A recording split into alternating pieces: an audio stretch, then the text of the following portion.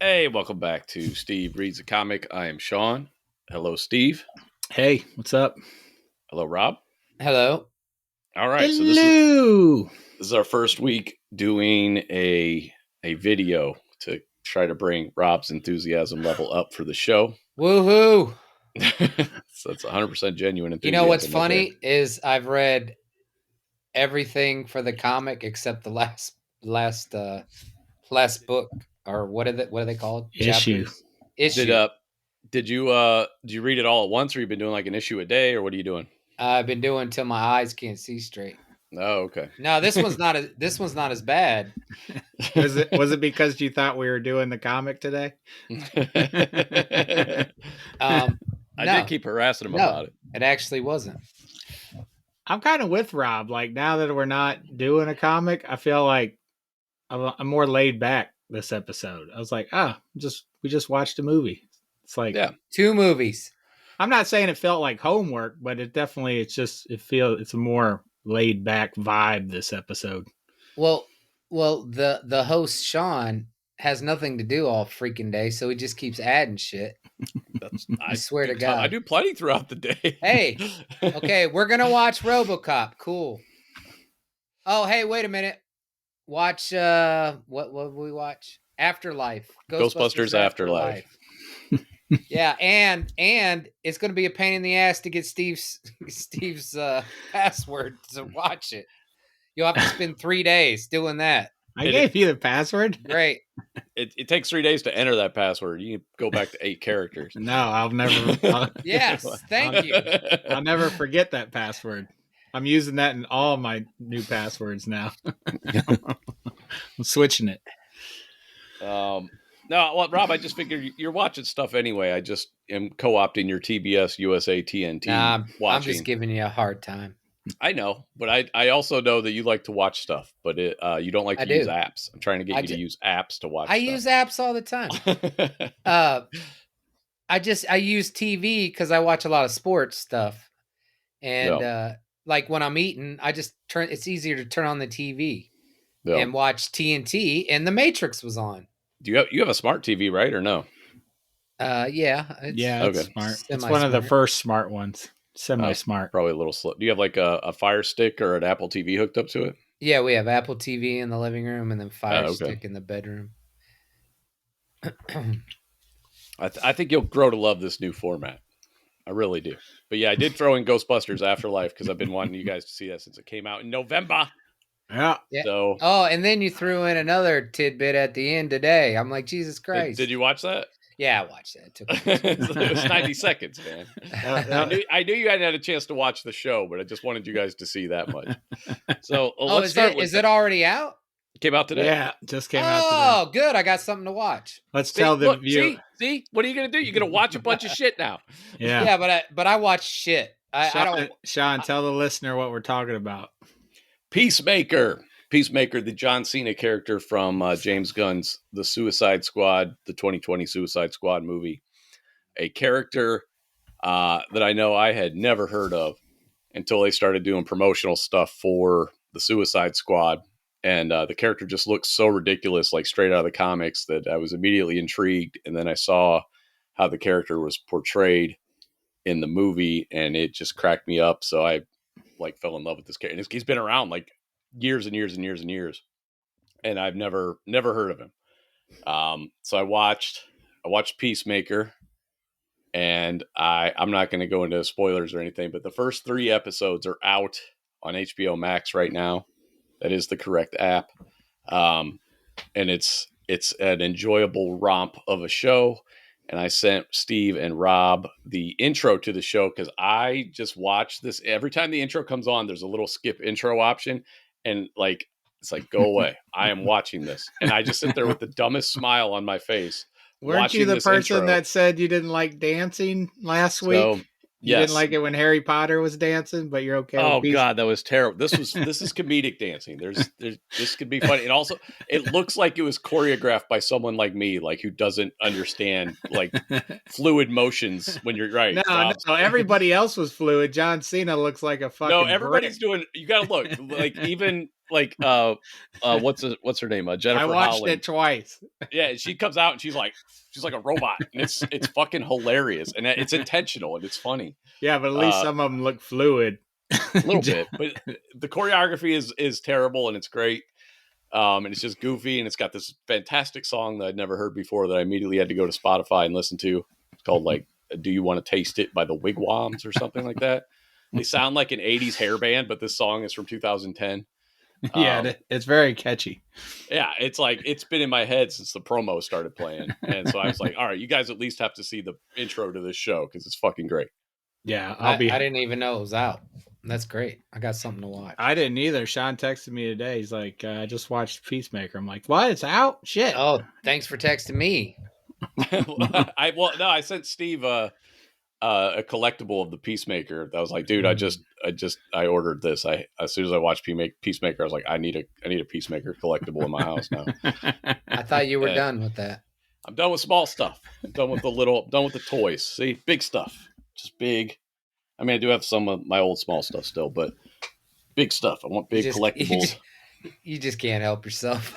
I'm a collector, but I don't want to do toys anymore. I want to do adult collectibles. Hey, I got five. I got 5 issues of MacGyver. The only 5 issues of MacGyver. The only 5 issues. I told Steve, we were having a conversation. I said, Steve, I was like, hey, I just bought this. Where is it? The first issue of RoboCop. It's an adaptation of the movie, and it was talking. He's like, "Oh, I didn't know RoboCop was." And there's a ton of RoboCop comics. And I told Steve, I was like, "Dude, there's like comic book adaptations of everything." I said, "There's probably a MacGyver comic out there." So he took to eBay, found it, and ordered it. Have you read it? Are you gonna read it? Yeah, I'm gonna read it, but I'm not expecting anything good. Dude, the creator of the series is one of the writers, I think. Can I ask how much 5 issues cost? I think it was like 20 some bucks for all 5. He spent more on shipping. Yeah, pretty much. Wow.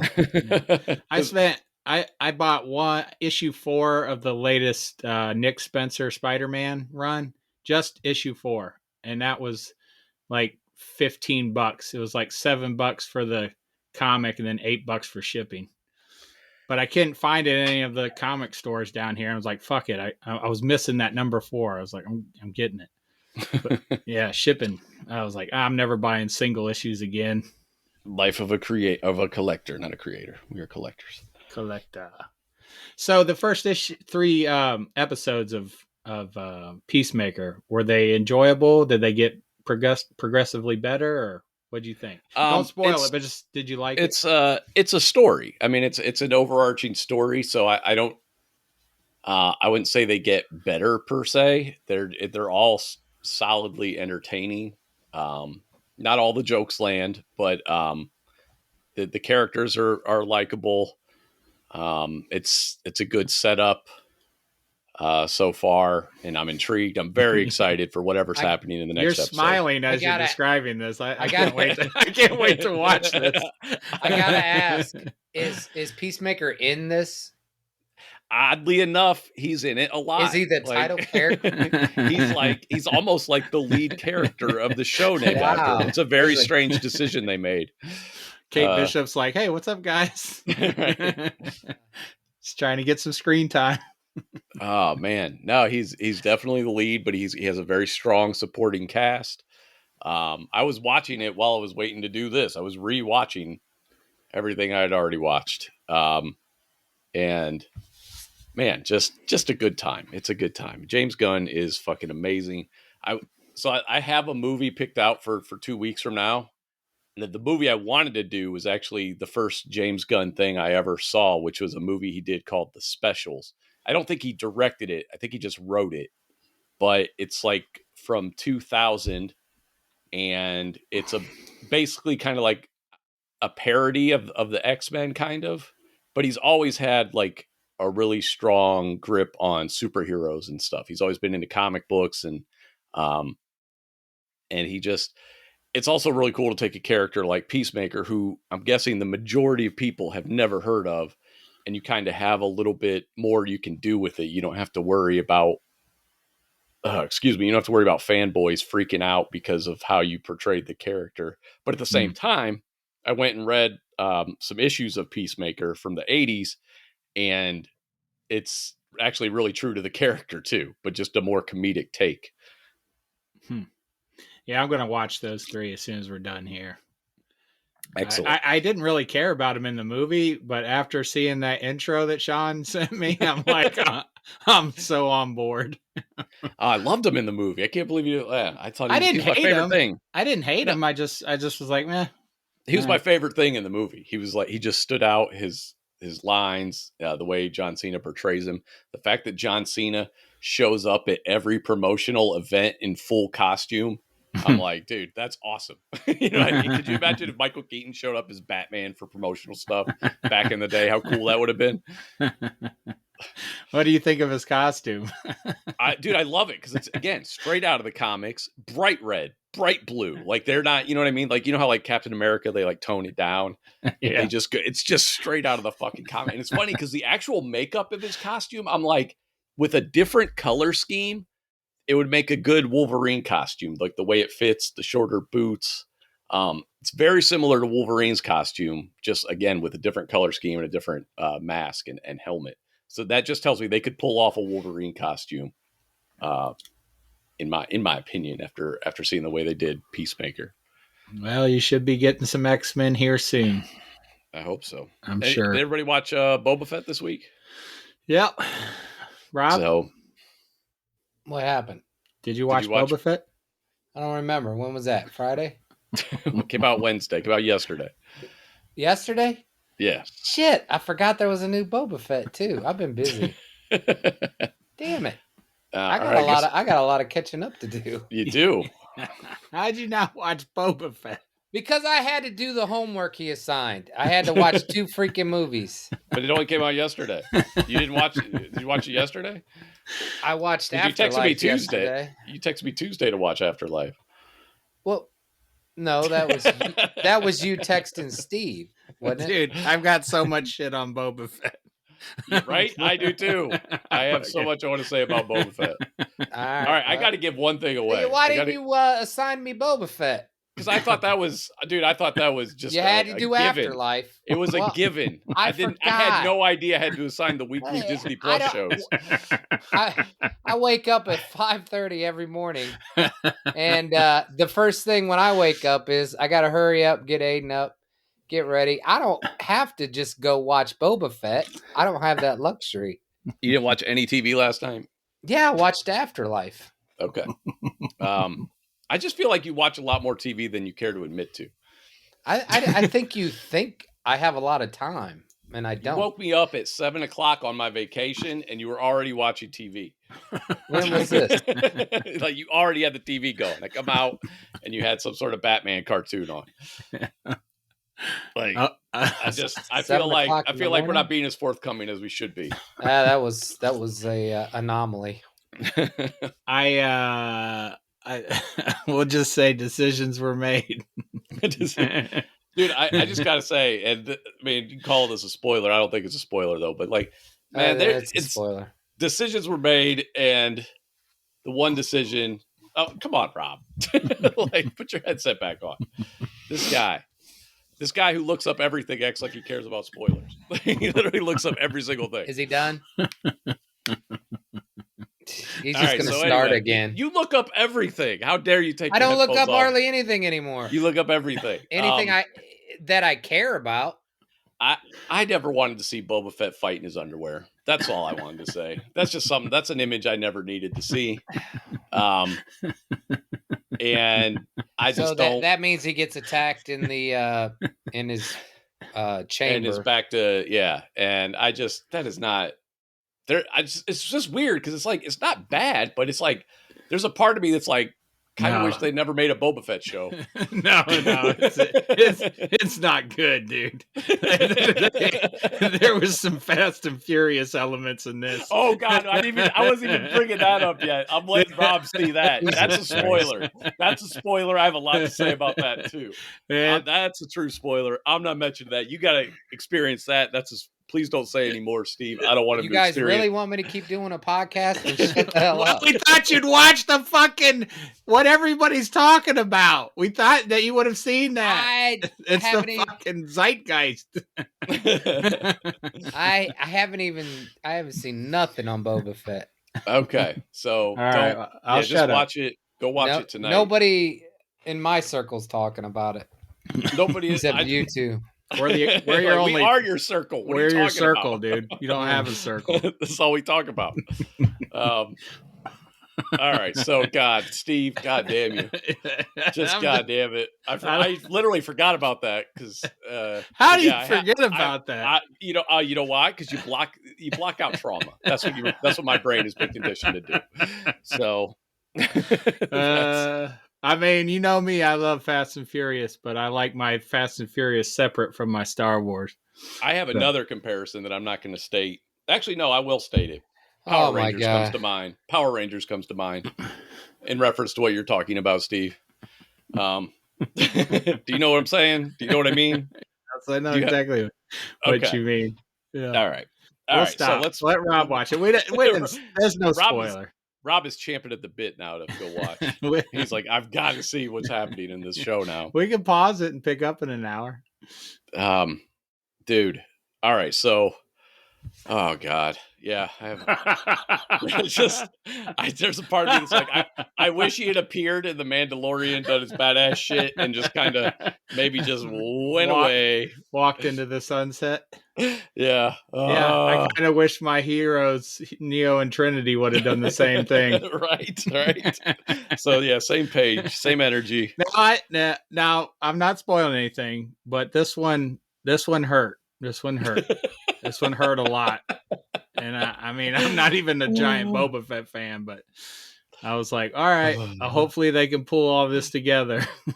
And that's just weird because you get to the end credits and it's like directed by Robert Rodriguez, written by Jon Favreau. And I'm just like, huh. Okay. If you say so. Pulling in some Ghost Writers, maybe. Ghost directors. Ghosts. Let's talk about Afterlife for Rob. All right. Ghostbusters. Afterlife. I thought we were doing RoboCop. We are doing RoboCop. Yeah. We got a bunch. Yeah. All right. So Ghostbusters Afterlife came out. I have stated that Ghostbusters is most of the time it's probably like my favorite just single movie of all time. One of my favorite franchises. I like both the first two movies. The first movie, I love comedy and sci-fi, and it's like a brilliant blend of those two elements. As a kid, Bill Murray was my favorite actor because of this movie. That was like the first time I had a favorite actor. It was Bill Murray, which I think was a little strange for like an 8-year-old. But I love the movie. I love the camaraderie, the writing, the deadpan treatment of this supernatural phenomena. And so we have Ghostbusters Afterlife, directed by Jason Reitman, the son of the original director, Ivan Reitman, who was on the set. He was in Ghostbusters 2 as a kid at that birthday party and stuff. Oh, that's cool. I didn't know that. Yeah. As a Ghostbusters fan, I know a lot of stupid little trivial shit like that. And this movie did not do it for me. I had a lot of, we're going to go into spoilers. Rob, you did watch it, right? Yes. Okay. Just verifying. This movie played like E.T. And it was just nostalgia filled, reference after reference after reference, and at the same time, it was a remake of the first movie. Yeah, I was gonna say, Gozer again. It's like, come on, man. And then the children protagonist, which there's very few movies I can handle. Like, I liked Stranger Things a lot. I enjoyed Stranger Things. I like the way they did that, but it's not often that I really like children, like especially really young children as the protagonist, like 10-year-old kids and whatnot. And it definitely disappointed on that front. Not with their acting skill. It had nothing to do with their acting skill. It's just very unbelievable when they write the, savant 8-year-old or whatever. I've never met that kid, so it's a little hard to believe. But I liked all the actors in it. Everybody loves Paul Rudd. I like Carrie Coon. the older brother, he was in Stranger Things. He was in It. It had child leads, and I enjoyed those movies, the newer movies actually. So I mean, it's not a hard rule. There are exceptions. However, when I saw like that little 45-pound girl pick up a 40-pound proton pack with relative ease and then wear it, I was immediately like, okay, I'm out of this. And then just all kinds of weird things, like Egon's personality, like when he had all those signs out front with that Bible verse that Ray Stantz quotes in the first movie, which I noticed they corrected because in Ghost, this is how much I've watched these movies. In Ghostbusters 1, Ray Stantz says, "I remember Revelation 7:12," and then he says the Bible verse. However, the Bible verse he's quoting is Revelation 6:12, I believe, and so they changed it to 6:12. But he has all these signs outside with that, and like, this is not Egon's behavior. Like, this is weird. Why would he put these signs? Who are these signs for? Again, it's just nostalgia. It's like they're quoting the Bible verse from the first movie. No reason for the signage in his driveway. Well, I thought he wanted him. He wanted everybody to think he was crazy and to stay out or something like that. Who is coming? He's a hermit. He lives in the middle of nowhere. Who the hell's driving over there? He wanted that dirt farmer vibe, so everybody would be too scared. You don't got to put up any Bible verses when you have that much land. Nobody's going out of their way to come see you. Yes, they are. In a small town, everybody will come up to see you. They'll be like, "Hey, welcome to the neighborhood. Here's a pie. Could you come farm some of my land?" All you gotta do is put up a gate. It's way easier. That's all you gotta do. Like, I think no, they'll intrude. I've been living in the South long enough to know. It's just not true to Egon's. It's not true to his character. And basically this whole movie, and I think I've told you guys this, but it just reads like a letter of regret to the fact that they never made a third Ghostbusters with Harold Ramis as Egon Spangler. And that's all. It's just, the whole thing is just a tribute to Harold Ramis. And Harold Ramis is a co-creator of Ghostbusters, co-writer of Ghostbusters, very important to the franchise. However, I want to see a Ghostbusters movie. I don't want to see a moving tribute to Harold Ramis for 2 hours. Go ahead, Rob. What did you think? Yeah, it's all right. That's good. All right. I did to that statement. I did not expect them all to be in the movie. I didn't know Bill Murray and all, and what's the other, Dan Aykroyd and Ernie Hudson. Ernie Hudson, thank you. Annie Potts was in it. Yeah, Annie Potts was in it. Sigourney Weaver showed up at the end. What was that about? That was weird. Yeah, that was funny. That was funny. Yeah, that was another member berry for the first one. Yeah. Yeah, I wasn't expecting those guys either. The movie was too much about Harold Ramis. I mean, that's what the whole movie was about. It was weird. Right. And the mom was a bitch in the beginning. I'm like, damn, this is how you talk to your kids? Jeez. That didn't faze me at all. Is that how you talk to your kids? She seemed like a sweetheart compared to my mom. So. Oh yeah, that's true. I mean, it was okay. Yeah, I enjoyed it. I liked it. I had a lot of fun. I don't mind. You know me. I love member berries. I was like, yeah, give me that member berry. Let me eat that member berry over here. Take that. I thought the Ghostbuster car with the little thing that came out the side, that was pretty cool. You should have loved the Matrix 4, all those flashbacks. Right? Yeah, they had so many flashbacks in that movie. They just played the first Matrix. Dude, they made a ghost that was just like Slimer called Muncher. I'm like, Jesus Christ. Right. Like, it's exactly like Slimer. Yeah. He eats metal. He spits metal. That was different. Oh, well, that makes, yeah. Shit, I take back my indictment of the movie. There's no great, like with kids, there's no great one-liners. There's no like, I looked at the trap, Ray, or anything like that. Right. The way all four of those guys interacted in those movies and the video game, I've stressed this before, I'll say it again. There was a video game that came out in 2009 for the Xbox 360 and the PS3 and the PC, and then they remastered it like a year ago, so you can get it on Xbox One, Series X, PS4, PS5. I highly recommend getting that game because it is co-written by Dan Aykroyd, Harold Ramis. All the Ghostbusters do their characters' voices, including Harold Ramis. You get a final performance. To me, it's my Ghostbusters 3. And there's a lot of member berries in that game too. However, it's different because it's playable. You're not watching, you're playing it. So it's, when the Stay Puft Marshmallow Man shows up again, you're excited to do that battle. Whereas in this, there is no reason that miniature Stay Puft Marshmallow men show up, when the whole reason before that there was one is because Ray thought of him. It was hilarious. It was clever. And then in this movie, they're just there because, hey, remember the Stay Puft Marshmallow Man? Now there's a bunch of little ones, guys. They needed buy my toys. They needed somebody that the podcast kid could beat. That was his job, to take down the little mini. It was so. And then when the guys got together at the end, we see him, but once again, there's no great dialogue between them. Right? At least if there was, I didn't remember anything, so I'm figuring. The only thing I do, Bill Murray had a line that did make me laugh, which is when he just said, when he was talking to the mom about her last name, and he's like, "Well, I'm gonna go. I'll be inside having cocoa," or something like that. And that was like, that's like that classic Bill Murray delivery, that kind of deadpan reaction. I was waiting for him to hit on her. That's what I was waiting for. So then I had like other issues too, like the fact that why wasn't Egon sucked into all these fucking traps? He just shows up and helps as a ghost, and he's immune to all this ghost technology. Come on, man. Like, you're taking me out of it here. Like, was he sitting in the middle of the field? No, but there's all those things around. There's all those traps. Like, since when can ghosts handle the neutrino wands? Like, it just doesn't. Dude, that whole thing was a giant containment trap. You can't tell me it wasn't powerful enough to like suck him in too. Well, it was bringing in ghosts from all over the place. Remember? Are we gonna just let him slide on the fact that he said neutrino wands? Like, that's what they're called. That are hooked to the proton packs.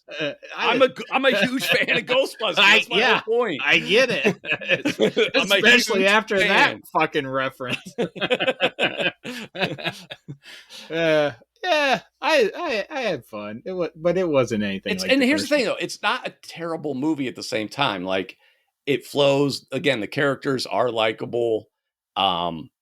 It's not boring necessarily. It's way too sentimental for a movie coming from the first two, which were not sentimental at all. Like, tonally, it's so different from the first two movies that it's off-putting to someone who's looking for that banter and camaraderie. It was just so little about the ghosts in the first two movies. It was about these four guys who just treat this crazy job as if they're fucking exterminators. Like, they're just casual about what they do, and instead they, it's just like, oh, remember this, remember that. Like, look, plus Nestle Crunch wrapper. He gave. Remember when Pete gave Egon the Nestle Crunch, and 99% of people are like, no, and I'm like, yeah, I do, but that's stupid, and I don't care. Yeah. Like, and all the books were stacked up like they were in the library in the first one. Symmetrical book stacking. Yes, Ray. No human would stack books like this. See, great, funny lines, and that's what I wanted. I wanted a funny movie. I didn't need the sentimentality. And again, you can do a touching tribute to Harold Ramis, and he absolutely deserves it, of course. But just basing your whole movie around the fact that Sony is a bunch of fuck-ups and didn't do a proper Ghostbusters sequel in all this time is just weird. Like, it's off-putting as a fan. And again, Harold Ramis wasn't sentimental. That was so rarely his style as a writer and everything, going back to the National Lampoon's days and everything, Animal Stripes. House and Stripes and Caddyshack and all that kind of stuff. And it's just, here's the thing, Jason Reitman knew Harold Ramis, obviously. They're probably friends and everything. So it's very meaningful to a small group of people but as somebody who wants an actual Ghostbusters movie, I was very let down. Like, I don't just want to see and hear people quote lines like, at Winston Zedmore at the end, they taught me we had the tools and we had the talent. And it's like, just stop saying lines from the first movie. Like, stop it. Like, that doesn't, and they're crowbarred in there. You know what I mean? Like, they don't flow into the conversation. It's just like, they just work them in. It's like, oh, it was just grating on me. And here's the thing. Most people will absolutely enjoy this movie, and I totally get it. Like, I'm not even mad at you for liking it because I get it. I mean, it kind of brings the warm fuzzies around. I'm not immune to sentimentality. It was touching at moments, but that's not why I'm It's like going to see a Friday the 13th movie and they make it sentimental. You're like, wait, what? Yeah, no, but I just want to see him kill people. When his ghost came, I knew it was coming, so it really wasn't like that big of a reaction from me, because I saw it coming. I did enjoy the original architect of the first building. I liked seeing Ivo Shandor. Yeah, I love seeing him there, and he'd start to come to life. I loved how Egon had set up all those proton packs there, keeping the demons at bay the whole time. Yeah. I was like, this is pretty cool. So I liked seeing that guy move from his grave there, or his tomb, or whatever it was.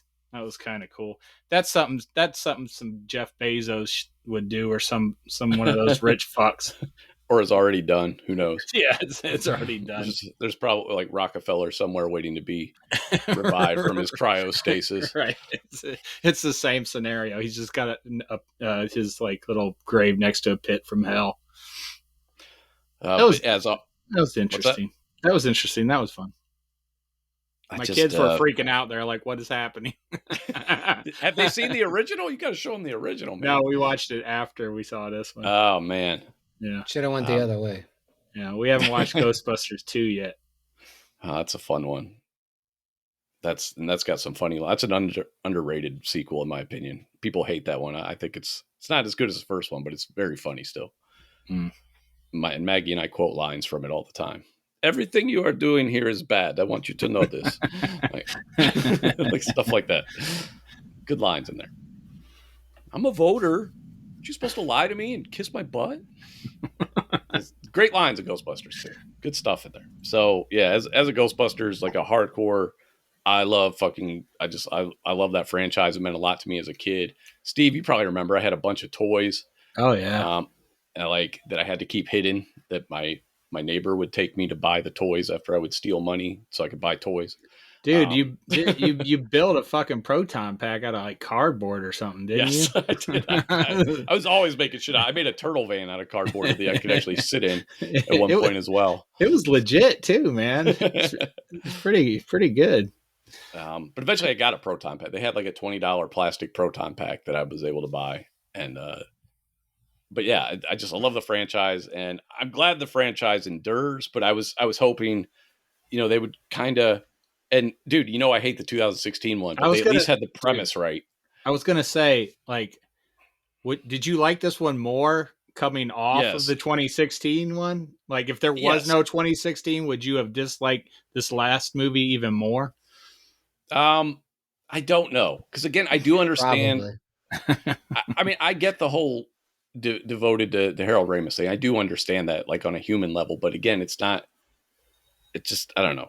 It's not true to the source material. But no, the 2016 one, like, I have to say in hindsight, at least they got the premise correct, where they had the four women going into business for themselves to do, again, it was also a remake, but that's kind of what I wanted, though. I wanted like a new generation. And by new generation, I meant like adults, not children, but like young adults to start, to have kind of a come together to be like, what's all this supernatural phenomena? And then you bring in the other characters just as like mentors, they're not the stars, but bring them in. And then of course you have what the best thing to do is to take Bill Murray's son and have him stab him to death with a neutrino wand, like in Force Awakens style. That was very poignant. No, but like, I don't even remember that movie. It's like, did that happen? I have no idea. But, I would have liked to have seen it more based on the original premise. And then, you have the mentors there. Rob is sleeping. He literally fell asleep. Jesus Christ. Par for the course. And yeah, it could have been done a lot better, even without Harold Ramis in it. They didn't do the franchise justice, but I mean, it's still, again, way better than 2016. For instance, I have watched this more than once. And I can watch it again. I can watch the movie. So that's important stuff. I kind of want to watch the 2016 one again. Go for it. Don't. No, you do not. I own it, so Sean's like, do not buy this. Do not watch it. I was like, but I got to. That's what I do. I buy movies. And then, and then the other thing you like to do in your life is come to me and be like, you know what? You were right. That's the other thing that you like. That's one of your favorite hobbies. I think I got that. I got that bad boy in 4K too. Hey, hang on. This is my boss. I got to take this. Damn it. We're about to get into RoboCop. It don't matter. He's just fall asleep anyway. He's going to be like, I got to go. I have an emergency. Like, get me out of here. Dude, like this podcast we should talk about fucking Boba while he's gone. Oh, okay. Yeah, let's do some Boba. He doesn't listen to the podcast. Dude, all right. Yeah. Power Ranger. Dude, how terrible was that chase scene? How janky was that chase scene? It was so fucking bad. Wrong. I thought there was something wrong with my streaming. I was like, it was just so jerky and weird and stuttery. It was. And I'm like, and then at the end of the chase scene, for some reason, they speed it up finally. She does that little peel out right in front of the camera. And it's going all fast, like a fucking speeder bike should be going. The whole time it looked like fucking the little power wheels that my kids ride. Very slow and janky and weird and they're all pointless. They all have different color bikes, brightly colored bikes. Oh my God. That's so not Star Wars to me. Threw off the color of those bikes. Threw off everything, every good vibe in this series so far. Yeah. I was like, what the fuck are those colors doing here? None of this makes sense. Shawn is probably having an aneurysm right now. He's got to watch a fucking Star Wars chase scene. And it's not a good one. It's not like the speeder bikes in Return of the Jedi. No, exactly. Love that chase scene. Like I hate chase scenes for the most part. There are obviously exceptions. This is not an exception. This was my fucking God. It lost me right there. The show was like, I don't know if they can recover from this. Because I was like, decisions were made, like going forward. You know how when you saw Kate Bishop in the beginning, you're like, uh-oh, this is not a good sign. I got that same feeling. I was like, uh-oh, I don't know what they're doing from here. I'm going to, because it's Jon Favreau and everything, I'm going to, give him the benefit of the doubt, but it's not looking good. It is not looking good. That was so bad. But here's things I did like. I like that they got a Rancor. I like that he's going to ride this fucking Rancor. Dude, I love it when they took his blindfold off and he paired with Boba or whatever you call it. That was great. I like to. So when they brought in Chrysanthemum last week, my first thought was that he's a bounty hunter. He's going to end up working for Boba Fett. I still think that, especially after the way that whole scene ended. I'm like, he's definitely going to end up working for Boba Fett, right? Yeah, he's going to be his ally for sure. If he doesn't, I am going to be disappointed because that dude's badass. Yeah, but that whole fight disappointed me. I was like, these kids are taking him out. I was like, damn. I wanted him to like pick up one of the kids and just rip their arms off, Right. It's like, if we could let one of these kids die, like they're not important. We don't need all these kids around. Come on. Yeah, like save the guy with the one eye. He was cool. And then I guess you got to save the girl. Yeah. The main chick. But one of those other ones could have just bit it right there. Right. And then, so you didn't like the fight right out of the back to Tank? I was just like, this is not like, because again, as a kid, everybody who's honest with you will tell you that when they saw Boba Fett as a kid, we fell in love with Boba Fett because how cool he looked. That was it. You know what I mean? He sounded cool. He looked cool. Yeah. That's all we had. We had, 2 minutes of screen time or whatever, but hugely marketable. So to see that was like, I don't want to see this. Please, I don't want to see this. Like, why'd you have to do it like this? You could have done this in a different, they could have attacked him in an alley. Like, they didn't have to do it like this. Rob, so all right, we were talking about Boba.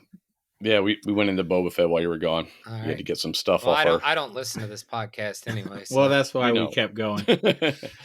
All right, so I probably got to go. I knew he's gonna pull that. What happened? The alarm's going off at our shop. Oh, you gotta be fucking kidding me! Ain't nobody else can turn it off? No, nobody's here but me. That's why I'm exhausted this week. Yeah. All right. Well, that sucks. I guess we'll save RoboCop then. I know you want to talk about it. If you want to pick it up later, I'd rather talk about RoboCop than Afterlife. All right. Much more enjoyable movie. All right. Well, go turn off. Go Go turn off the thing, come back, and then we'll be talking until you get back. All right. Yeah. Sounds good. Bye. All right. Don't turn off your thing. Okay. Just making sure.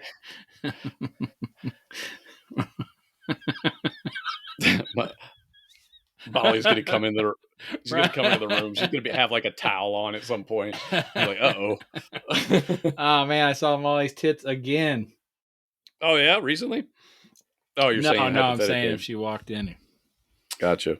But yeah. What we talking? Rob is gone. He's just got an empty chair. An empty chair. I called it.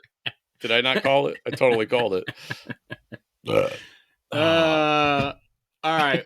What are we going to talk about while he's gone? We can go fully into Boba Fett now. Yeah. So basically, if you've seen the episode, you know what we're talking about though. Like they have like these little moped scooter floaty things, / speeder bikes without the speed part. And they're each one is a bright primary color. Everything in the Star Wars universe looks used and beaten down except for these 4 or 5 fucking... Emergency helpline would like to talk to Stephen Rocco. What the fuck is going on? What is happening? Alexa, it's cancel. Emergency helpline for Stephen Rocco. Somebody wants to talk to you. Why is it not coming on my phone? Hold on. What is happening to Can our you show? pause it? I don't know. Hold on. I gotta go see like Bill Burr. Yeah, rant. I gotta see if my kids are okay. My wife. All right, listener. It's just me and you now. This is a very strange turn of events. Hey, did you call? I don't really want to pause anything because I don't know what that's going to interrupt if I do. So, man, this is why Bill Burr is a genius. He can just rant by himself. He doesn't need anybody to bounce ideas off of or to play off of. He can just fucking go. And now here I am looking around like a fucking idiot. Like, my fucking my coworkers, my co-hosts have disappeared. I think Steve's coming back. This is really hard. I don't like doing this at all. What is happening? What is happening?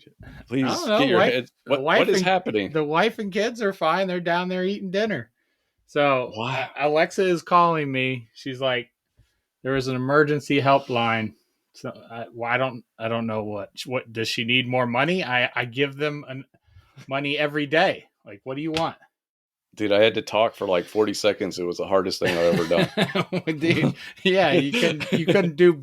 Bill Burr does this every fucking twice. He does it twice a week. You can't do it for 12 seconds.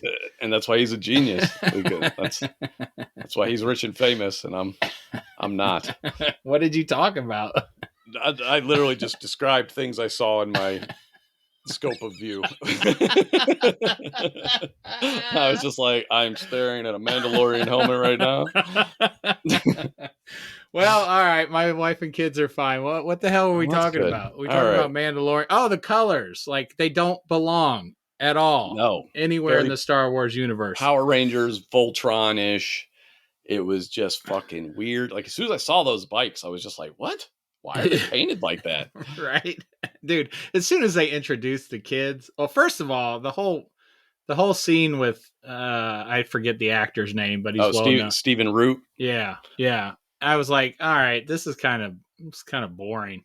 And then they met those kids, and I'm like, oh God, please don't. Well, see, I thought he was gonna end up like killing that dude or something, but he doesn't kill anybody hardly. You know what I mean? Like, he killed that couple people when they attacked him in the first episode, but like, and then we get the flashback to. Oh yeah, we're getting more flashbacks. I thought the flashbacks were over. I was like, Jesus, they're doing it. No, I think they're going to be doing that through the whole thing. Kind of thing. I do too now. But the sand people got wiped out. So I was like, oh shit! Like, I didn't see that coming. So he's got that whole bikey gang to deal with. Rob was right on the. He was like, it's not going to end well for those Tusken Raiders. He called that. Rob was right on that one. So we that bike gang apparently works with the Pikes. or the mayor, or they're all interconnected somehow. So I'm still on the hook for the show, but not like I am, dude. I'm not enjoying it like I enjoyed Peacemaker. I can tell you that. Like, man, this last episode totally lost me. The only good thing in this last episode was Boba landing. Like he came out of nowhere from off screen and just landed with his jetpack. Yeah, he just landed real quick. I was like, why aren't we seeing him fly more? Like, he looks fucking awesome. But the Rancor was sweet though. I mean, yeah, I do like it.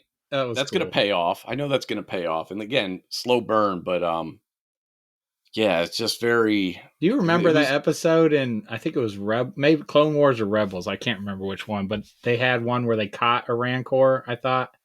Yes. Yeah. Yeah. I thought it was maybe Bad Batch actually. Oh, was it Bad Batch? Yeah. You're right. It was like the baby. It was like Jabba's Rancor. It was like the baby, right? Yeah. Like when he was young. That's right.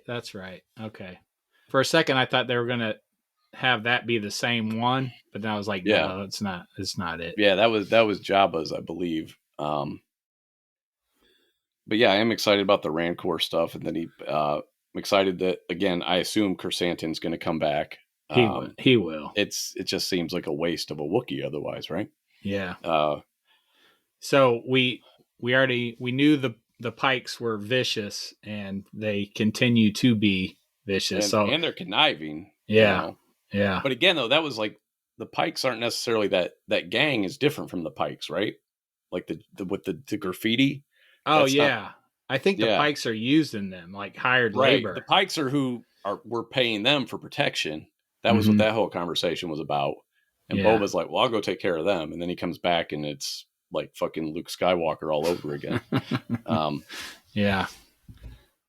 But so he's gonna be going up against the Pikes then for the season finale, I'm assuming.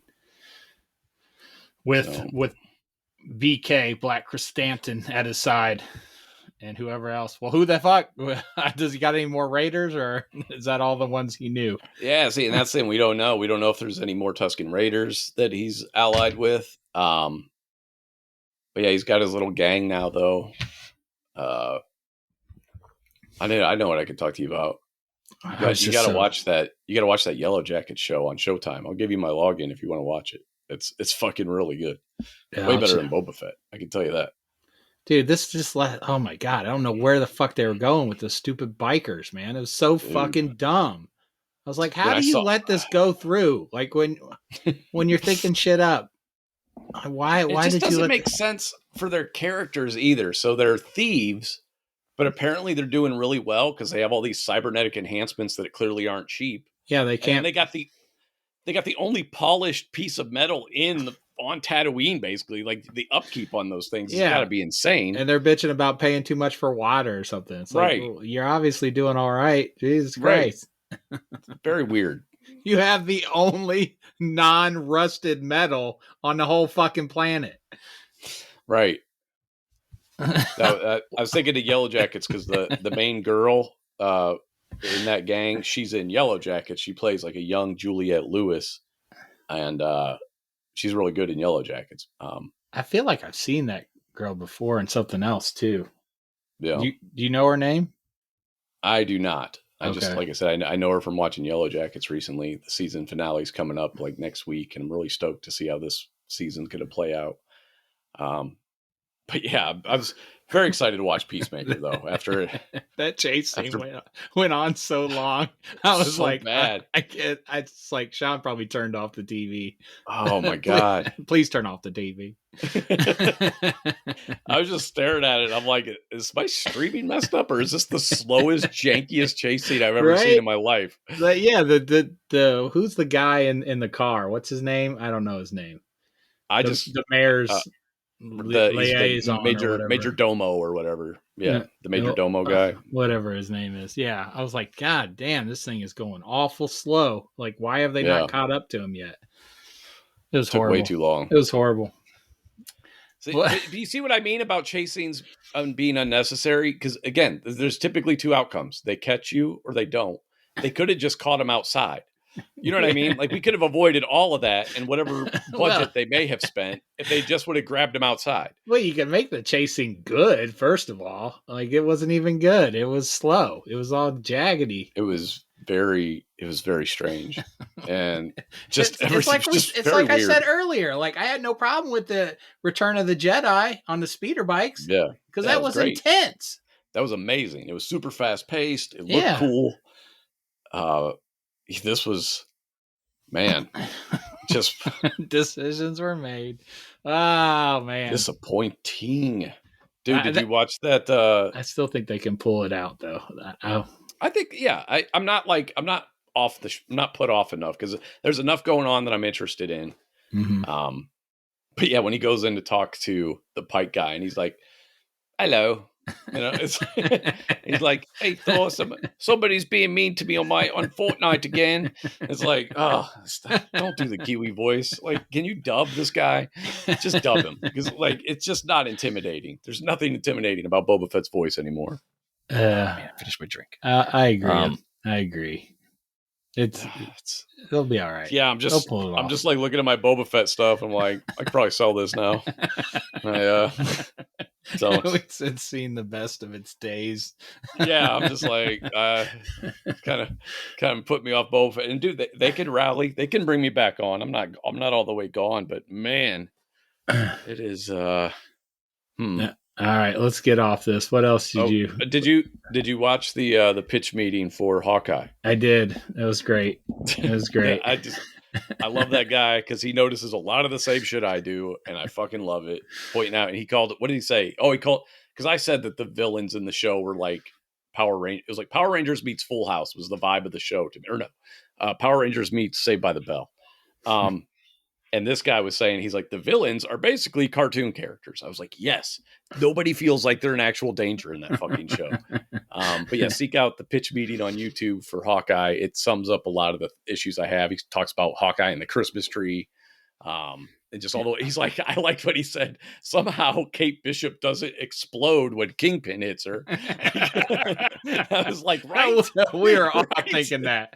We were all thinking that because of the Netflix series, you know? Yes. So like the only explanation for this Kingpin is it's an alternate universe Kingpin. That cannot be the same Kingpin we saw in the Netflix series. That's got to be another one, a multiverse. Are you telling me the Kingpin who survived like fights with the Punisher and Bullseye and Daredevil but got taken out in less than 5 minutes by a college chick who took karate class on weekends? That is the not the right Kingpin. You're saying that's different? Is that what you're saying? Is that what you're postulating? He also said, what was it about the tracksuit? They're like, they are cartoons. Yes. They are cartoon characters. Now, from the comic, I never felt threatened by the tracksuit, except for Kazi. Like Kazi was a complete badass, you know? Yeah. And he didn't have a tracksuit on, you know? He was just another villain. Right. So that, I didn't like that in the show at all. I didn't like how they were brutal though. Like they would kick the shit out of Clint. Yes, they did.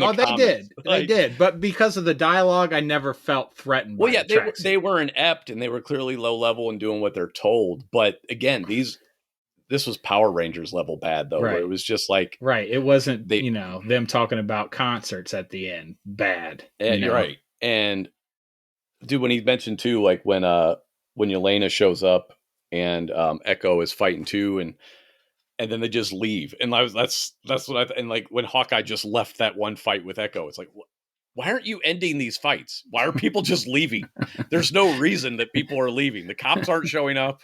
They're just walking out. They're just like, I guess I'm done. I don't know. I think I said everything. I got my point across. They're like, I've set everything up for the spinoff series. Goodbye. Yeah. That's what they did. That's why I hated that last episode so much. It was just jam-packed. Dude. I told you from the get-go, though, I was like, they're just setting up Kate Bishop. That's all they care about. Yeah, and they did too. Like that's all. They didn't give Clint his time of day at all. Yeah, like, it's so disappointing.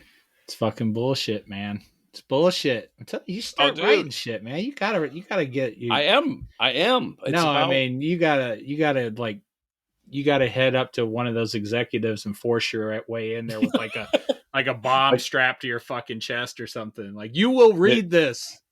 Did you ever watch that movie Airheads? Do you want it to be like that with Adam Sandler? Right, exactly. They just take over the studio. Yes. Yeah, that's what I needed. That's what you're advising. Yes. This is like, I can't do any more of this shit. I'll tell you one thing. There wouldn't have been any fucking bright bikers in the last episode of Boba if you were writing it. No, there would not have been. There would not have been Power Rangers vehicles in Boba Fett. I would not have allowed that to happen. I don't understand that. I don't understand it. It's a very strange decision. They're all color. Everybody has a different. It was so weird, dude. That's the moped mafia. It threw off the whole vibe of that show. I was like, what are they doing? What are they doing? I read the first 2 issues of Daredevil since our last podcast. Like the very first 2? Very first. And, oh, wow. I think I'm done reading that old shit. I can't fucking do it. Like, it was cool when I first started reading comics, and I started with my favorite character, The Flash. And then like I went back to that. I saw, where he gets hit by the chemicals or whatever, goes blind. But oh my God, the dialogue, it's just, it's from the 60s and late 50s. And not only that though, but they were really, comics were much more aimed at a younger audience back then too. They're clearly written for an older, more mature audience now. Yeah. These were not, back then they weren't geared towards people. I mean, college kids did read them and stuff, but again, they were trying to get like young kids was the main audience back then. It's understandable. And that was fine when I first started reading comics because I didn't have anything else. I was like, all right. And then we started, this podcast, and I'm like, oh man, these stories are so much better than what I've been reading. Yes. It is cool to see, like, the Fantastic Four were in the second issue, and that was cool just to see those characters and everything. Yeah. And I do like seeing their origins and everything. Right. But man, the dialogue, it's just like, I don't want to read any more of these older ones. Like, I know what happens. I get it. That's me watching old movies too, and people rag on me because it's hard to watch old movies I've never seen before. It was just a different era. We've evolved and grown so much since then in so many ways. And again, stood on the shoulders of these people that made those movies. I'm not discounting the accomplishments of the people who created these movies or the people who created these comics. No, I'm not either. I mean, right. No, I get that. But at the same time, we've just come a long way. It's hard to go backwards, right? To that era, and same, like I said, it's hard for me to do that with movies too. Karen Page had the 50s that bob hairstyle. Whatever this is. And they just treated women like shit back then. It's just it's so fucking misogynistic. It's quite funny when you read it. I'm sorry, sorry, women, but no, it's, again, it was written toward, it was a different era, and I know that's some people's excuse for being racist as well, but that's nothing that bad. It's nothing that bad. It's just, it was a different era, and and then just to see like all the years that women have been fighting for their rights, and then just to see that some people don't want that, especially some women. They're like, no, we don't want that. And I'm like, what is wrong with you? Like, why wouldn't you want your own voice, be able to make your own decisions? And it's just, it's like you said, different time, different time, different era. We've come a long way, baby. But yeah, that was kind of cool. I'm on issue 3. There's like an owl guy they're fighting next. Do you know? The owl. Yeah. He's called the Owl. The Owl. Yeah. Okay, I thought he was a big fat dude. I thought it was Kingpin at first, but then I started reading. Oh, okay. Excuse me. Started reading a little bit. I guess that's the Owl. Yes. Do you know of the Owl? What are his? Yeah, I've seen him in other Daredevil comics and stuff. I don't remember much about him. He's just some crime boss type guy, I think. Oh, okay. From what I remember. Can he fly? No, I don't think so. I don't remember why they call him the Owl. He looked like an owl. He does look like an owl, and maybe he could turn his head around really far. I don't know. He had like a Wolverine hairstyle. Yes. He's got the owl feather look, whatever. Nice. Did you read? So you read next week's comic? Yeah. The Deadpool, Hawkeye versus Deadpool. That'll be fun to talk about. Yeah. I was gonna say we're supposed to wait on that one.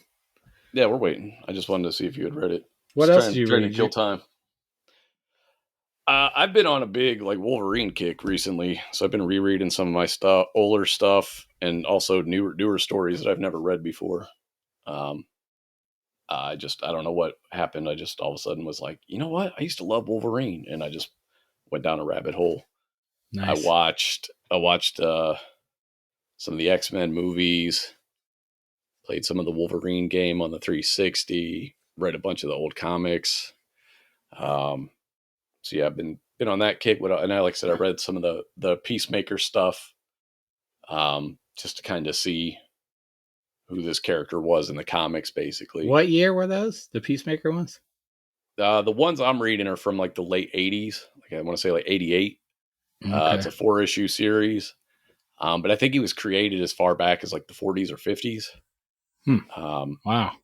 And he's had different identities. Like the one they follow in the show, his name is Christopher Smith, I think. Christopher Smith. Christopher Jones. He has a real basic last name. But I guess there was a Peacemaker before that was in the original comics, there was a different guy who was the Peacemaker or whatever. But yeah, he's got an interesting background in the comics. So in the comics, his again, this is the 80s that this was written, and so his dad was a fucking Nazi. No, nice. And, yeah, he was an actual worked at a concentration camp, full-blooded Nazi, and he killed himself when he was 5 years old. When Peacemaker was 5, and then he had a troubled childhood, and then he went off when he was 18. He went off to war. He signed up for the military, ended up in Vietnam, killed a whole bunch of villagers, got sent to prison for life. And they think he's there's at the end of the first issue, there's this whole psychiatric write-up that I was reading where she was saying that they think that he's actually insane, but he wouldn't testify or try that defense when he was on trial. I think he's crazy because of his Nazi dad and everything. And did you pick up any of that in the Suicide Squad movie? Did you think maybe he was off his rocker? Oh, absolutely. Okay. That's yeah. I mean, dude, that whole line that man, I'll fight for peace, and no matter how many men, women, or children I have to kill. I was like, okay, this is a demented motherfucker, and that's the cool thing about crazy people like that. They have no idea.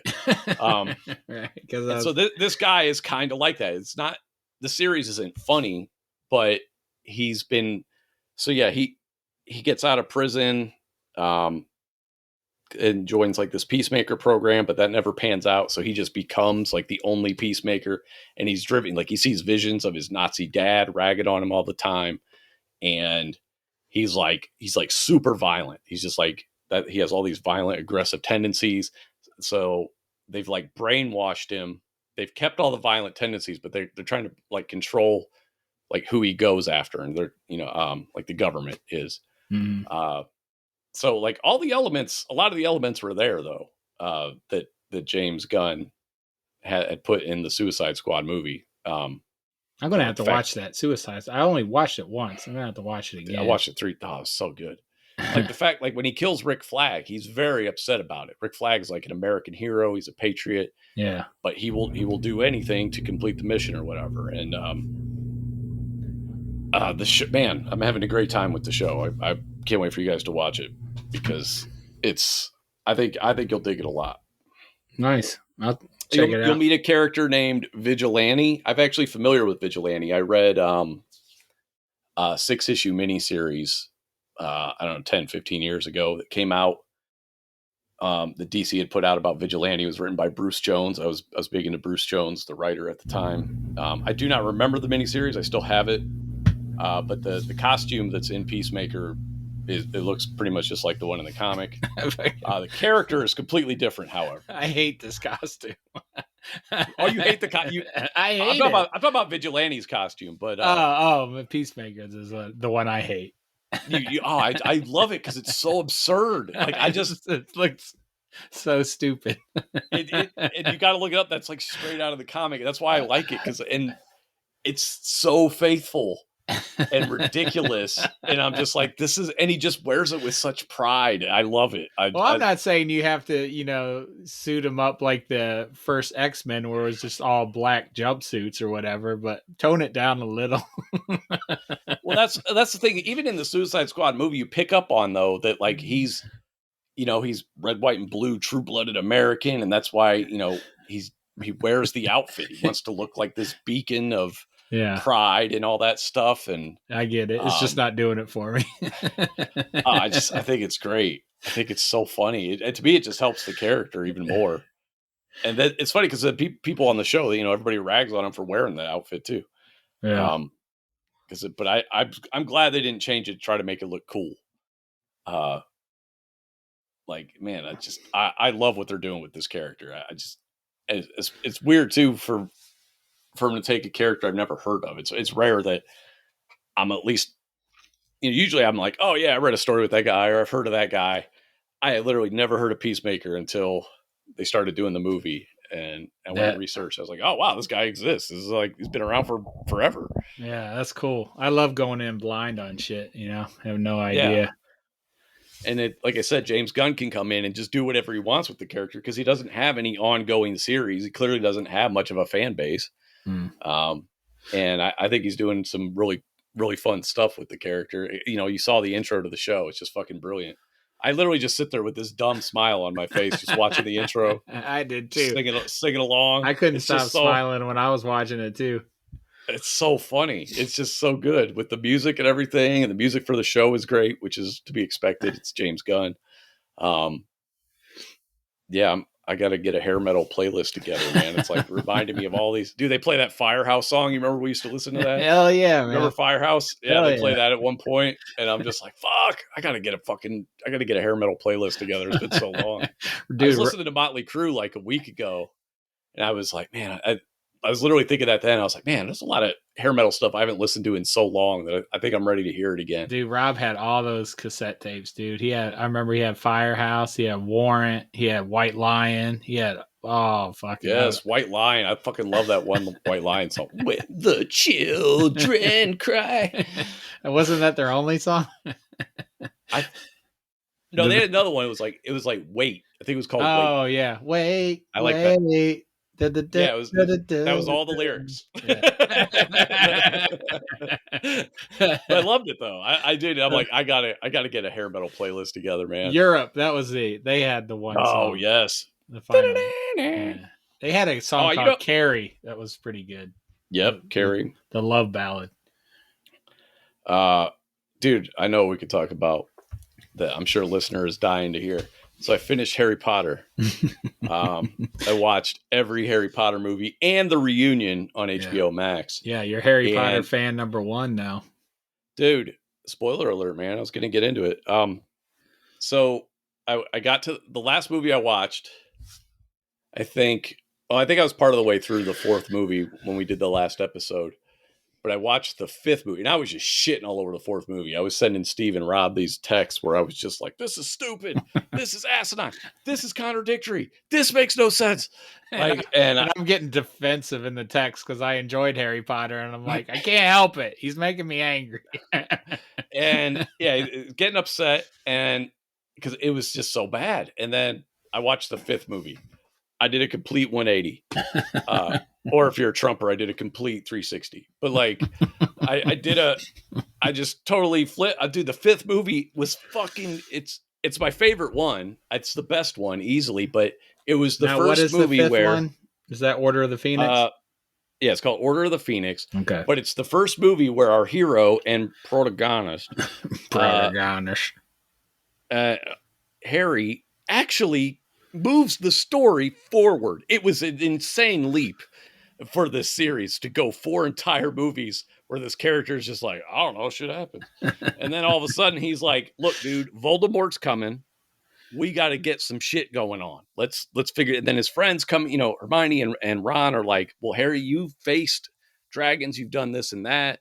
Oh yeah, Goblet of Fire. That was the one I watched. I was like, this is so bad. So here's my recommendation: is if you've never watched Harry Potter, or I haven't read Harry Potter, I tried to read it, but it's really bad. But starting with the first book anyway, because it's written for children. So I would start with the fifth movie, or like the last 30 minutes of the fourth movie, when Voldemort shows up in Goblet of Fire and just fucking kills Cedric. I'm like, oh, I'm listening. Like, you like have something my of attention. consequence happen. Right. And so yeah, he shows up, kills him. Voldemort's in the flesh, but then he starts monologuing and Harry gets away. And I was like, come on. But then the fifth movie starts off, the Dementors attack Harry and Dudley, or whatever the fuck his name is, the Dursley kid. Oh, that's right. And it's like this whole big, like, there's none of this Dursley bullshit at the house that I hate. And the movie just moves from there. Again, like Harry, Ron, and Hermione's always been, like, to me, the main character, in that she's the one who actually knows how to do shit and actively learns how to do shit. But yeah, the three of them, they start this Order of the Phoenix, or the Dumbledore's army thing, whatever. And they start training people. They're like, look, and they get a real villain. They get that fucking cunt Dolores Umbridge shows up. She's fucking She's just represents like every fucking shitty teacher you've had, who just cares about like rules, things that don't matter. She doesn't actually care about educating you. Yeah. It's just, about getting your grades, this and that, no practical knowledge. So she's like, they have this great enemy. And then, like, at the end, she gets dragged off by centaurs, and I was like, oh, she's going to get raped to death. And then she shows up again like 2 movies later. So I was upset about that. So I was pretty sure she got raped to death by centaur dicks. But, and she deserved it. Nobody will watch that movie and be like, yeah, she should. You're like, that's all right. That's good. Yeah, you're not all right. You're rooting for it. You're like, yeah, tear in half with your giant centaur penis. Terrible. Great character to hate. Like, just fucking great. So my theory is that I did a little bit of Wikipedia investigating just to find out when the books came out, so I know where they came out in relation to the movies. So the first book came out in 1997, and then for the next 4 years, 3 or 4 years, she had a book out. She had the first one in 1997, second one in 1998, third one in 1999, fourth one in 2000. That goes all the way up to Goblet of Fire, the 4 movies that suck ass, that serve no purpose. And then 3 years later, Order of the Phoenix came out. And so my theory is that J.K. Rowling wrote the first book, like any author, any unassuming author. She's just writing a book. Of course, she hopes it's going to be successful. She has no fucking clue it's going to be this giant monster of a fucking IP, that just captures everyone's imagination. No, you know what I mean? Nobody can predict that. So she writes the first book. It sells well. She gets a movie deal and everything. But she's writing a book a year. And at the beginning, she's clearly writing for children. And I don't know that she had, I think she was just going book to book, churning them out quickly, making the money. And then when she realized she had this adult audience, I think she was like, oh, fuck, I got to conclude this somehow. I think she was going to do like an Encyclopedia Brown type thing, where she just kept doing stories about Harry Potter, maybe, I don't know. And she's like, I think I got to actually move the story forward. Nothing has happened in 4 books. And so, bam, she takes some time. She takes 3 years to write Order of the Phoenix. Turns out what, in comparison to the first 4, is a fucking masterpiece.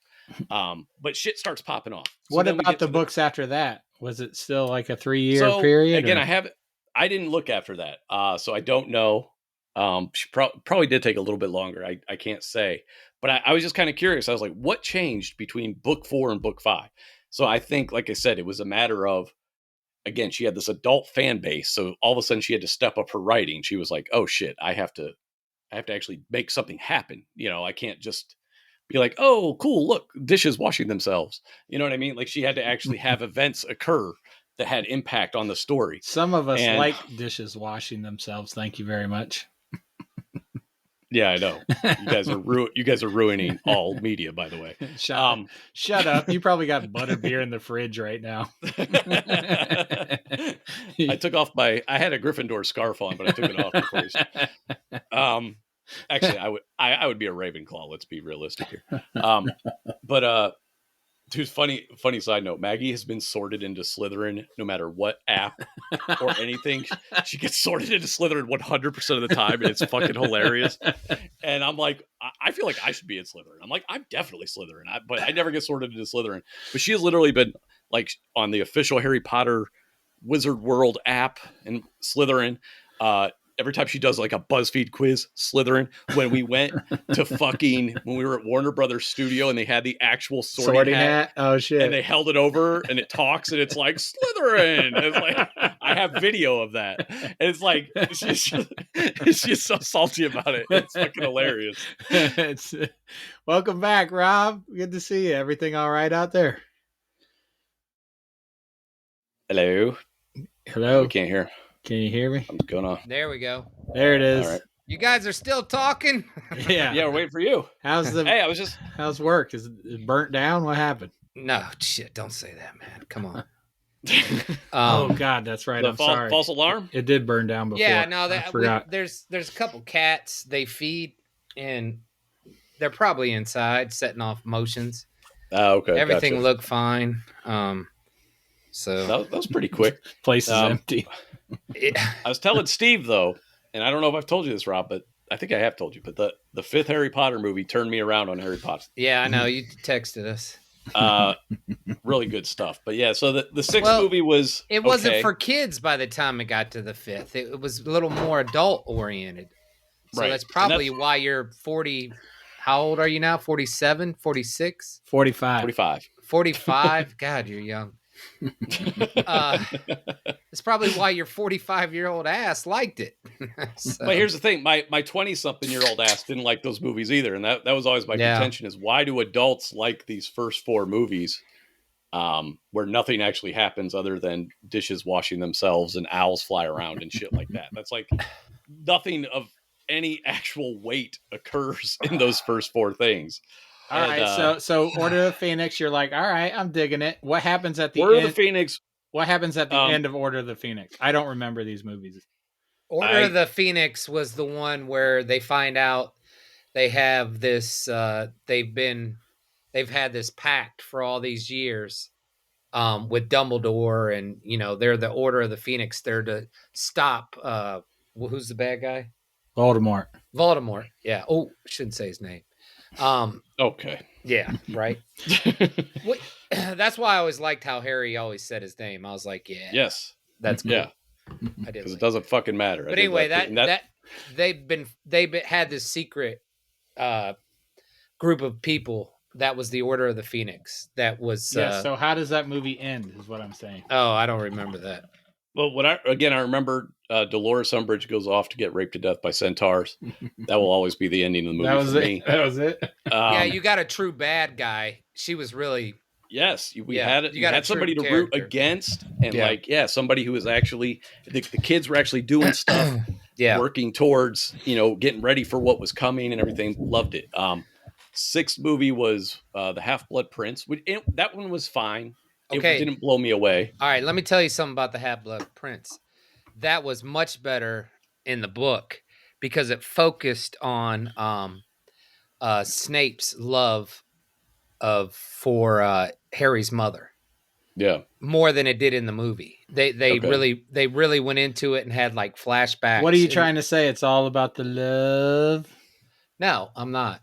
Well, I got to say, I'm glad they didn't do that in the movie because that would have lost me. Because I just didn't care about that. But that's why he was protecting Harry this whole time, though. That had a lot to do with it. They saved that for like a big reveal in the last movie, though. Yeah, So that was they kind of moved that off. The seventh. Now they've divided the seventh book into two parts for money reasons, just to make more money. And it's very clear because the seventh movie has big chunks of it that are very boring. It has a great ending. It ends really well, even though they killed Dobby, but they have to kill Dobby because he's a Deus Ex Machina. So I understood that. As much as I love Dobby, I was like, okay, he's a Deus Ex Machina at this point. You can't have him running around in the final movie. I get it. Unlike when What's that face, Maggie? Unlike, of course, when they killed Han Solo for no reason at all, other than J.J. Abrams is a fucking idiot, and it served no purpose. It didn't move the story forward or any character arcs or anything. How did the first part movie end at Deathly Hallows? How did the first part end? Dobby died. So that was Dobby's death. Okay. Yeah, he like saves. They end up on a beach and they find out he's been stabbed or whatever. But right before that, though, he saves a bunch of Bellatrix, who I love. Fucking love Helena Bonham Carter. Oh, she's awesome. I do. But they've captured some wizards and the Snatchers. Like you meet the Snatchers and stuff. But there's a lot of that movie where it's just this kind of like post-apocalyptic setting, which I found surprising. I didn't expect it to go that direction, but it was also very boring. It was just like kind of like Harry and Hermione sitting around. But the ending was solid, and then the last movie was really good. It had a very satisfying conclusion. You had the big wizard battles at the end, which I will still always say that watching people fight with magic just does not appeal to me. That being said, in the context of this universe, they did a really good job with it for what it is. When you're pointing sticks at people, they did a really good job pointing sticks at people in these movies. How did Harry kill Voldemort? I think it was a wand battle. I think it was like and he got in close and was like, Adava Cadaver. No, I thought when the wand broke, when the wand broke, that's when his power. But the wand didn't break. I thought his wand broke. He disarmed him and it was cracked. And once he disarmed him or something, I don't know. Wait, whose wand was cracked? Harry's or Voldemort's? The main wand, the Elder Wand or whatever. No, see, that one was fine. Harry broke it at the end.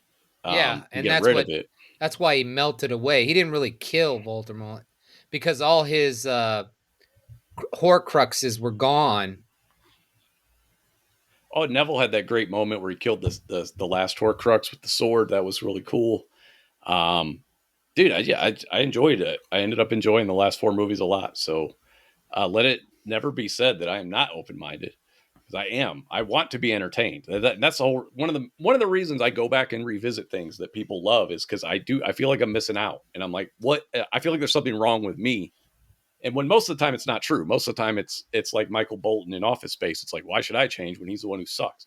But like in this case, I was happy to be proven wrong. I enjoyed the last 4. And as I told you guys, none of you guys had the self-awareness, or you guys didn't really dig into these things, think about these movies enough to go like, hey, these first 4 movies are like watching episodes 1 through 3 of Star Wars.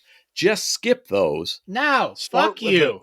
We like magic. We like seeing a whole new world. There are people that like all that stuff. So yeah. No, but liking things, but being able to be critical of things from a storytelling standpoint are 2 different things. You can enjoy whimsy and all that stuff. Yeah. Because well, I'm not saying it's a great movie, but I'm saying I fucking enjoy that shit. And also, you don't have to be defensive just because I don't like something that you like. People are critical of things I enjoy. I just don't care because their opinions don't matter. But I'm not disagreeing with you. I'm not saying those are the greatest movies, but there are people do like watch paintings move, and they do like watching dishes wash themselves. And they like voting for Trump and storming the Capitol, but we don't just excuse this behavior because a lot of people do it, is my point. We can't just be like, well, a lot of people like... Hey, I like that stuff. So it must be good. I didn't vote for Trump, and I enjoy that stuff, so... And I like dancing and all that shit, so, there was more... there were things in the first movies that I think a lot of people enjoyed. I think you guys don't understand what I'm looking for in a movie. And I'm looking for character development. I'm looking for events. I'm looking for stakes. I'm looking for things that the first 4 movies do not provide. And I'm looking for a proactive protagonist, first and foremost. You think about Luke Skywalker, right? First, he's just a farm boy, but he drives those events forward. He decides to chase after R2. He decides to go with Ben. He makes those decisions. Harry beat Voldemort in the first movie, not knowing shit. Exactly. That's stupid. That's absolutely asinine. I'm just saying he worked his way. Yeah, he's like he doesn't know shit. He's 7 years old, man. He worked his way through the dungeon. He played Wizard's Chest, survived that, got to Voldemort, found a way to kill him. It was Figured double it out. up. It's like, That was all Jesus Christ, stupid. what do you want from a 6-year-old, for fuck's sake, man? I want entertainment. I want entertainment value. I don't want to. He didn't like the one in Afterlife. He didn't like that super smart kid in Afterlife. So you don't want to see Ron ride in a fucking knight? No, that's what I mean. Like giant chess pieces that move around. We're like, we all know Ron's okay. He just fell off the knight. It's not like he got stabbed. He fell 3 feet. Dude, anyway. they're fucking He literally fell 3 6-year-old feet. kids, man. Give them a fucking break, man. They're not 6. They're older than that. But All right, no, but that's seven, the whole sorry. point, though. As a writer, if you're going to take on children, you need to. But again, this is what you guys aren't looking at, which is you just admit that they're written for children, and that you guys are entertained by children's entertainment. Yeah, Who said they weren't written for children? Yeah, what's wrong with that? That's my point, though. I'm not looking for a new episode of He-Man from 1983. I'm looking for. I was literally trying to connect why an adult man over 20 years old would go see Sorcerer's Stone and be like, "This is my shit. I identify with this a lot." I don't get that. I will never get that. You can keep explaining it, and all I hear is, "I'm a moron." That's all I hear. Like I like moving pictures and special effects. We like seeing whole I gave new you an world. explanation last week. Dude, but no, my point is this. Why can't you just be objective and say, hey, I enjoyed the first 4 movies, but from a storytelling standpoint, they are not good. We just said that. I said they weren't that good. I said I enjoyed them. Well, yes, but that's what you're getting offended at that, though. No, I am, because there's that whole world was something amazing. I thought she did. No, it wasn't. I disagree with that too. Okay. Again, if I was 6, I'd be like, this is awesome. It doesn't matter. 20-year-old man. If you're 6, you're 20, it's still something very creative and something you've never seen. Watching you don't like magic. No, I've been to Haunted Mansion. I've seen all those things before. You don't like magic. Talking about? You don't like magic. Okay, but again, if it's done well, I can enjoy it. You have to. You're discounting the fact that I liked the last 4 movies. Yeah, you did. Which had full of magic. So it's not about that. It's about the missing storytelling elements.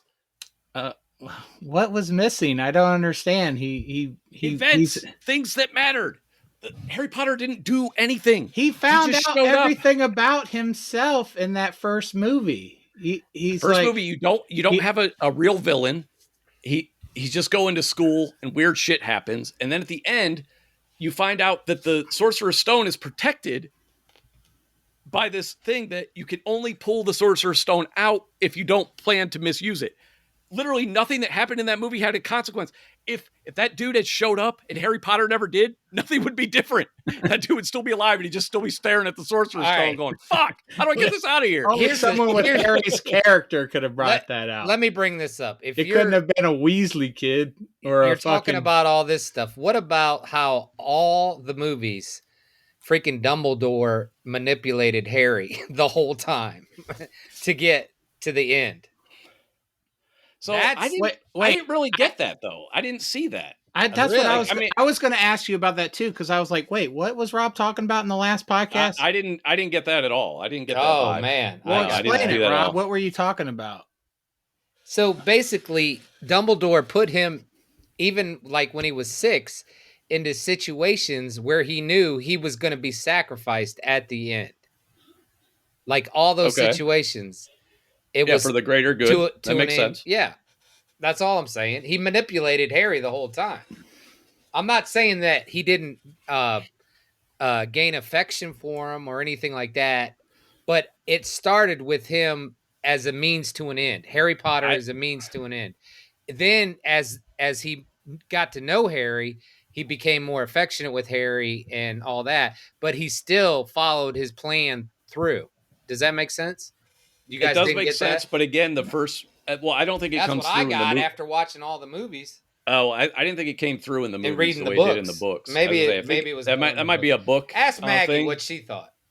But again, you could literally start with the 5th movie and have a much better time. Again, if I was introducing someone to Star Wars, if I was like, you got to watch Star Wars, I would not hand them episode 1. I would not be like, start with the Phantom Menace. It's fantastic. There's a difference though, because this started with 1. You started with 4, 5, and 6. Yeah. You started with But when I introduced, but it doesn't matter what I started with. There's an episode 1 now, and when my kids were coming up, I started them with episode 4 because. But that's the way they were written too, though. They come on, man. We all know they were written. But it doesn't matter if the first 4 chapters are meaningless, then skip them. If you're talking to someone who's like character development, dude, they started the first movie before the other books were even out. Like, I think they were on the 4th book, she had only written the 3rd or 4th book by the time the first movie was made. While these movies were being made, she was finishing books. Yes. I mean, that's a big difference in saying start with 4, 5, and 6 of Star Wars, and then we're going to have some prequels. Well, no, but I'm saying nowadays, looking back, you should be able to give it a somewhat critical view and say, you know what? Nothing of import happens in the first 4 movies, except for the last half hour of Goblet of Fire. I will admit that. But that's all I'm saying is at the time, it's one thing. But again, and you missed the conversation I was having with Steve, though, which is when she started writing these, she was clearly writing them for small children. And I think when it caught up to adults. Small children. Young adults. It was in the young adult section. That's where I bought the books. I think it said 2 to 4 on the first one. I was 23. I remember. And I think once she developed this huge fan base is when it just tunes me out.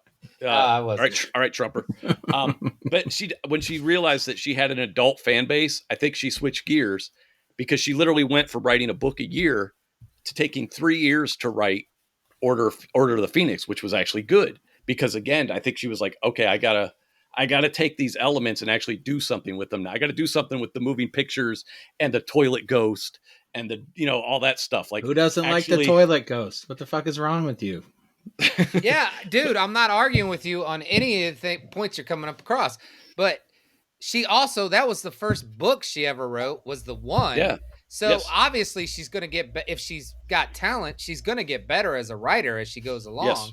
And as the writing gets better, the movies get better, obviously.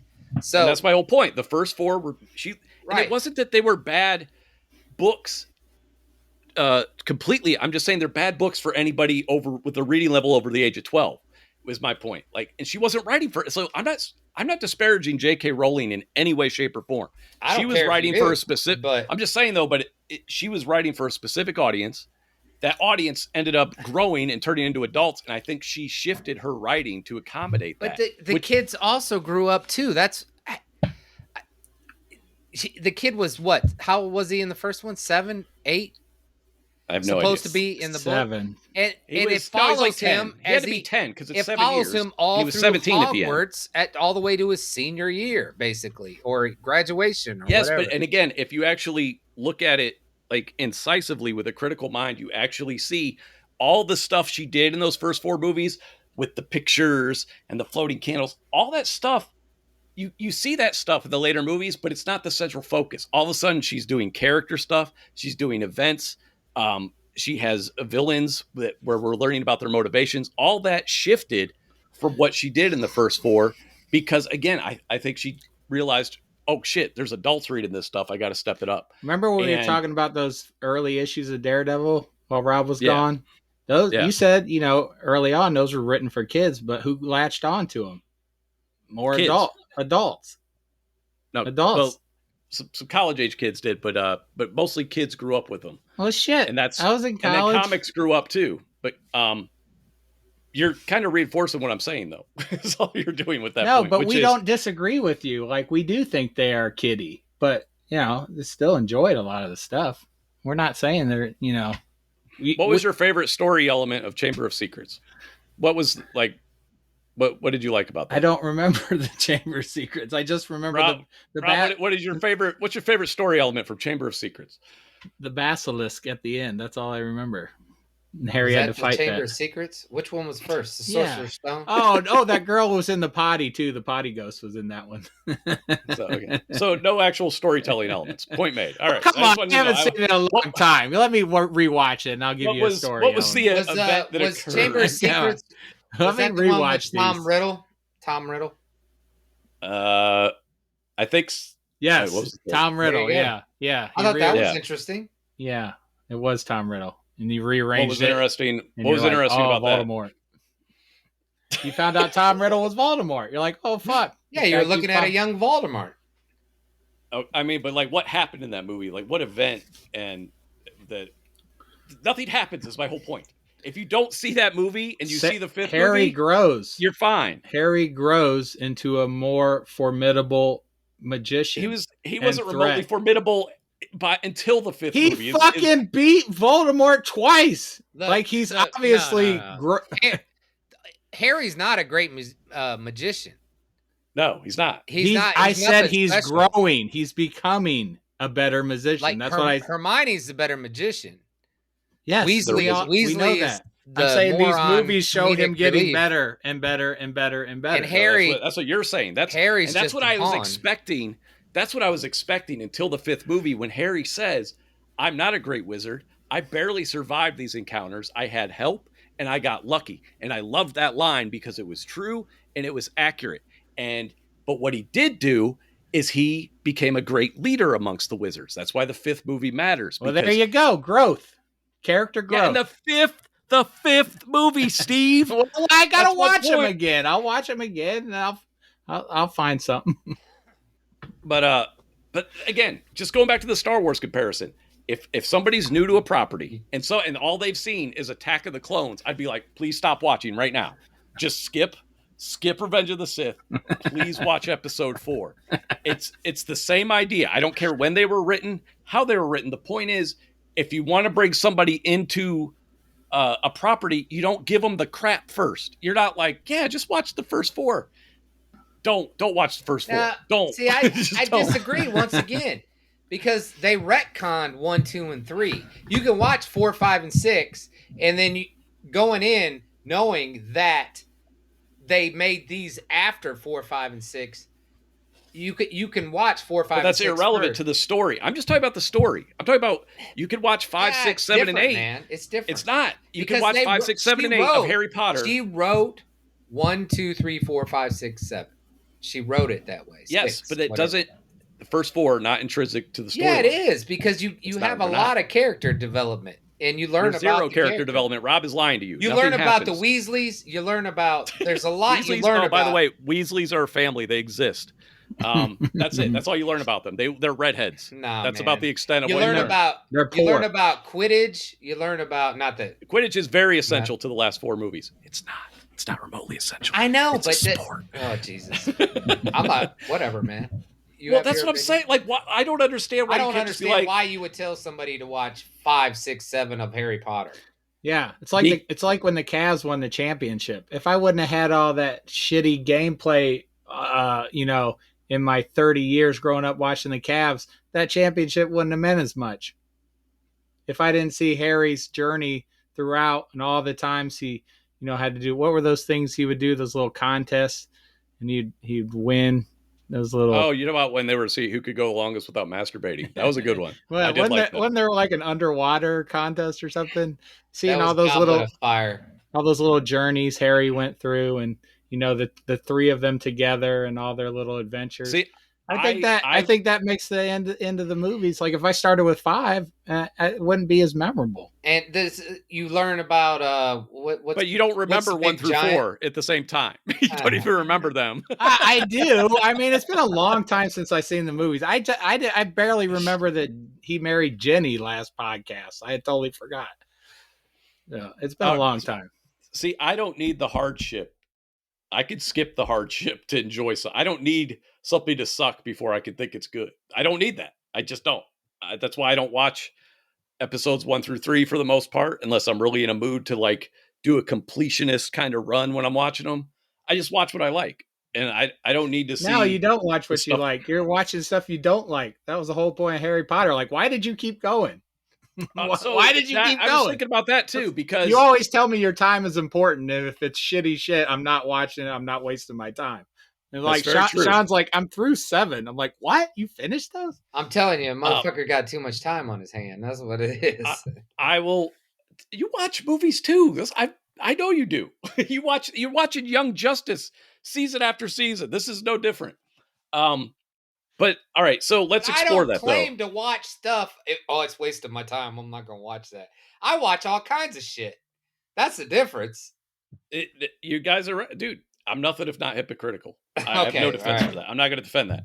But what I will say is I did have to explore, why am I watching these? There's a few reasons. One of them is, and this is a really stupid one, but I genuinely wanted to watch the reunion special. I don't know why, but I wanted to watch that and not have any spoilers. I like stuff like that. I like behind the scenes.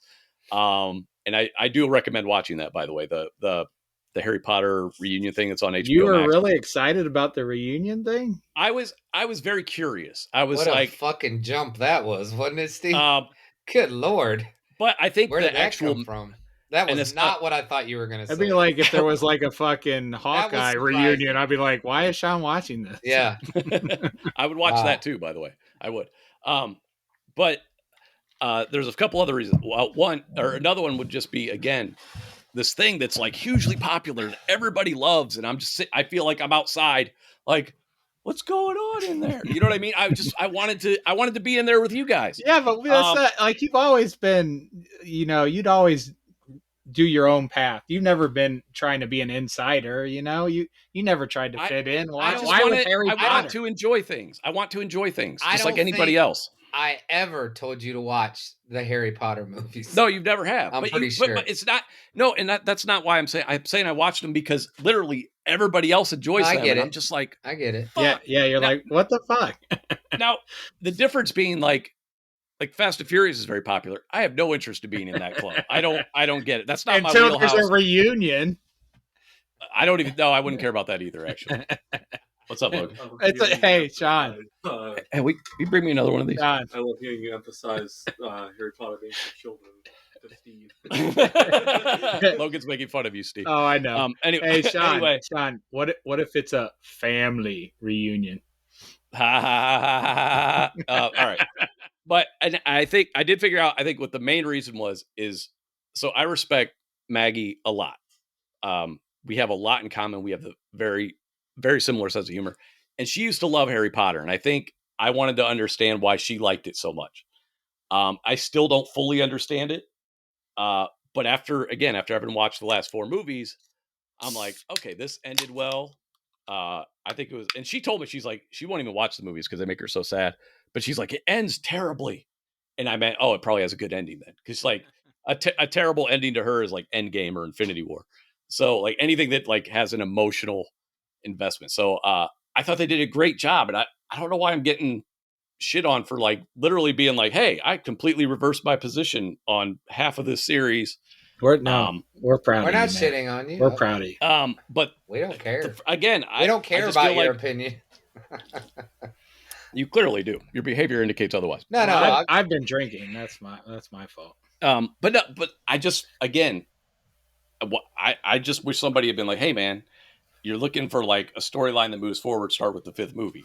And I feel like you guys love the universe and the IP so much you can't even see that the first 4 movies have like almost next to nothing of consequence. I have the complete Fast and Furious collection. Like, why would you come to me for advice on movies? First of all, Shawn. Yes. Star Wars, right? Yeah. All right. You love Star Wars. I love Star Wars. All right. Harry Potter. Here's Star Wars. It's way up the scale, right? 10, right? Yeah. Harry Potter. And, it's good movies, but it's no comparison to Star Wars. I'm sorry. But you guys defend them vehemently with the same amount of passion. I'm defending. I love them. You skipping like the first 4 to say start at 5. That's not how that works. It's totally different. It definitely works. I think it definitely works because that's where, again, I think you'll be like, what I miss? You tell somebody nothing. Yeah, you tell somebody to watch 5 through whatever, and they'll be like, oh, there's 4 more movies. And then I bet you they come back to you and be like, dude, there was a lot I missed. They might do that. Yeah. I mean, I can't say that for sure, but that's what I'm just saying. Somebody with my taste who if you're literally looking. There's nobody with your taste, bro. There are people with my taste. There's nobody. Nobody like you, man. You're unique. Well, I appreciate that. Even though I'm not sure that's entirely complimentary. But it is, man. But nobody has an opinion like you.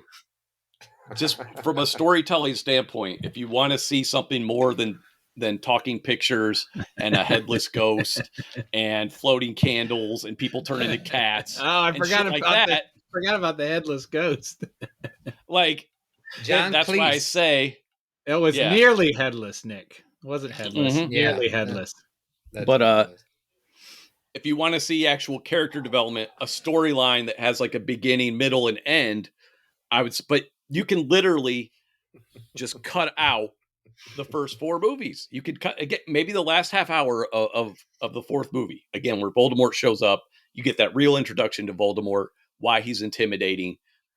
Things really do kick off in that last half hour of Goblet. Everything else prior to that is fucking stupid. It's a sports. It's the Tri-County Wizards competition. So when it's like Wizards Nationals. It's so boring. It's so stupid. So when you tell like somebody that's never watched Star Wars, you tell them just watch 4, 5, and 6. Don't watch anymore. No. I would say start there. Like if I wanted them to, they can because make their own decisions after that. That's where he started. Was 4, 5, and 6. That's not why. It's because I want them to watch something good. But you're misunderstanding. I understand what you're saying. That's not why I'm not telling them that because he started there. I'm telling them that because there's so much other crap. I'm not going to say, oh, start with this and eventually you'll like it.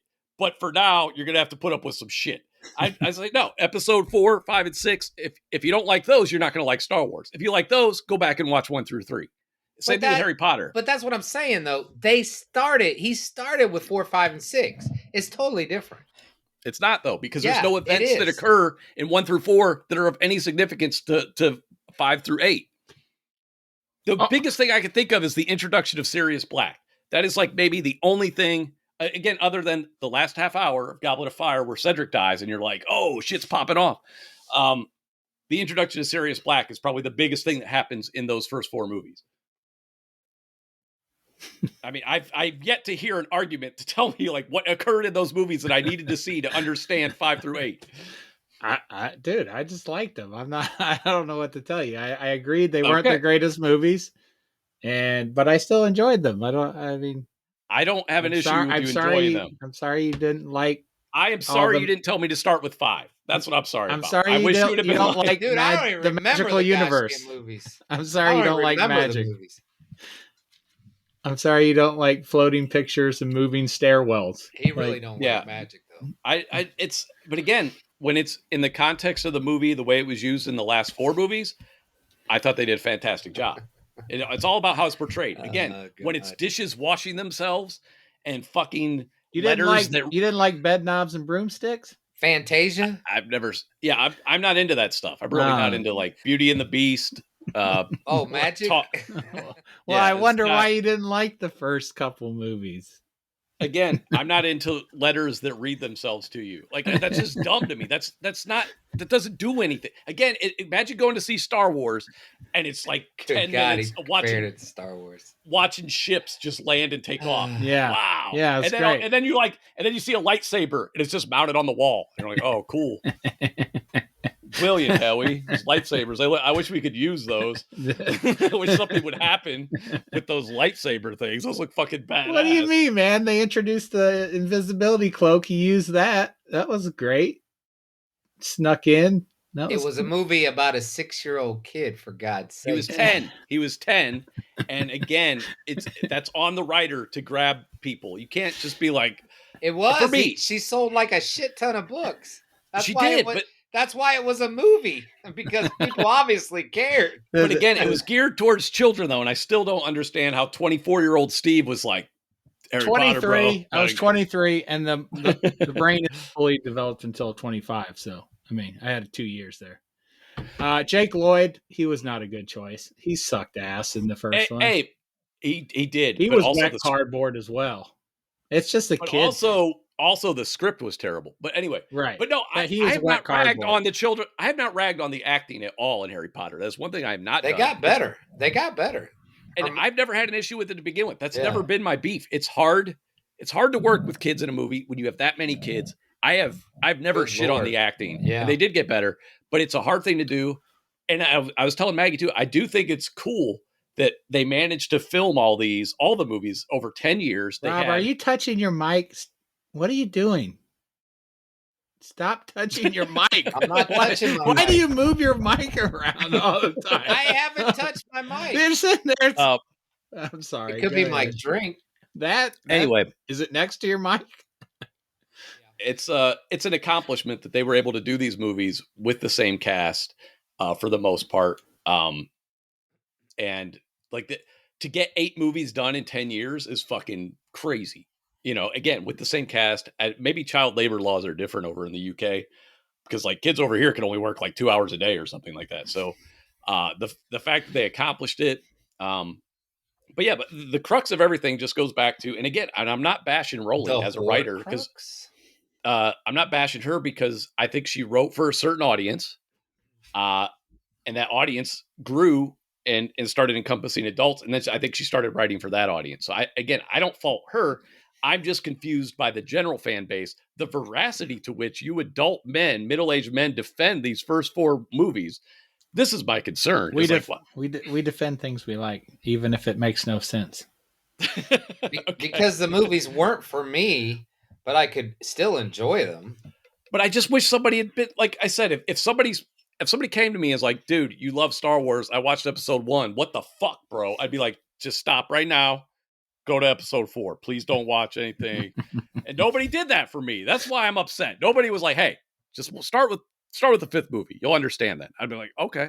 And then again, I was like shitting myself. I was like, this is amazing. This is so much cooler than anything I've seen up to this point. Dementors attacking people. Starting an army. You didn't like a brick wall that opened up into another dimension? Dude, I love that they're always so worried about what the Muggles see, and then like their main entrance is just in the busiest place in Britain, basically. And they make no effort to conceal. This is the shit I have issues with in the earlier stuff. There's like people were just disappearing into a wall, and they're like, "Yeah, that's normal." Right, and like they needed to do a spin-off where somebody like me is like, did you see that? Let's go do that shit. And I'm just running into the wall full force, like, holy shit, there's fucking wizards and shit. Like, that would have been a much more interesting movie. My life changed forever. Right. Yeah. Some dude is like, holy shit, magic is real. What the fuck? All right. Let's get on to RoboCop quick. RoboCop. All right. So, original RoboCop, 1987. I picked this movie just because it's one of my all-time favorite movies, and I figured you guys hadn't watched it in a while. When's the last time you watched RoboCop, Rob? I watched it on TNT 3 months ago. Did you really? Probably. I don't know. It's a different experience if you have watched the TV version. The uncut version is a different experience, is it not? Yes. What year did it come out? 87.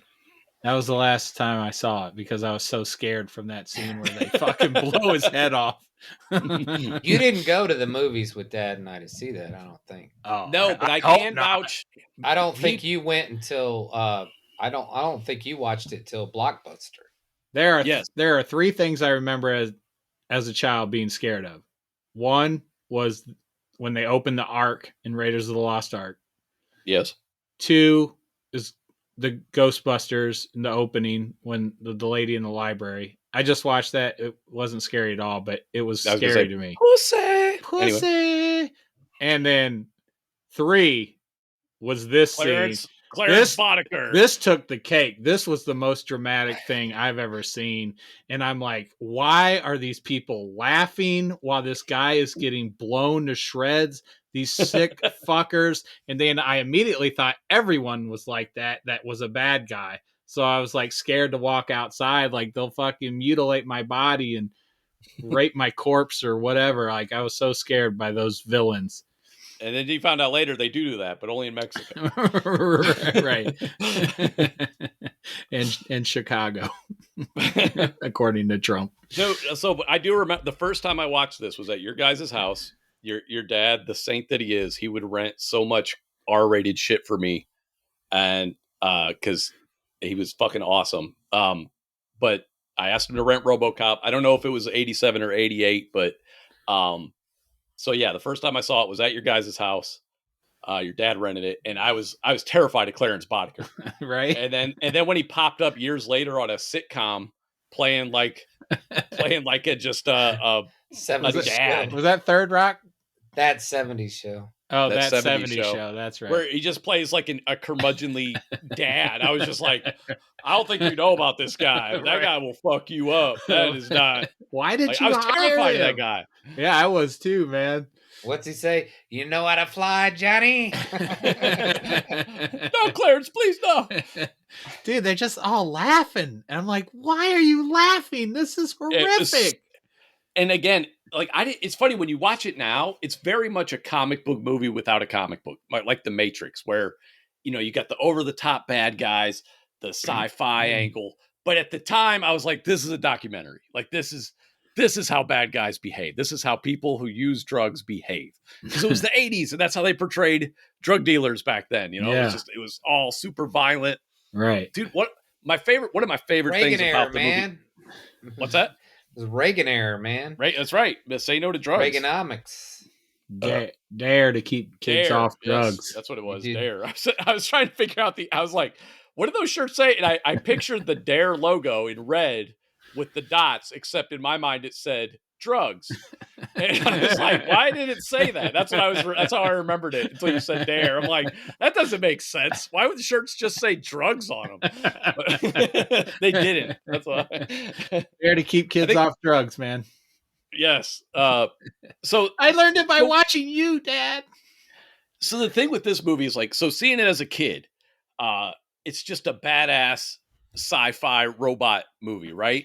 But then as you get older, you're like, holy shit, this is about corporate overreach.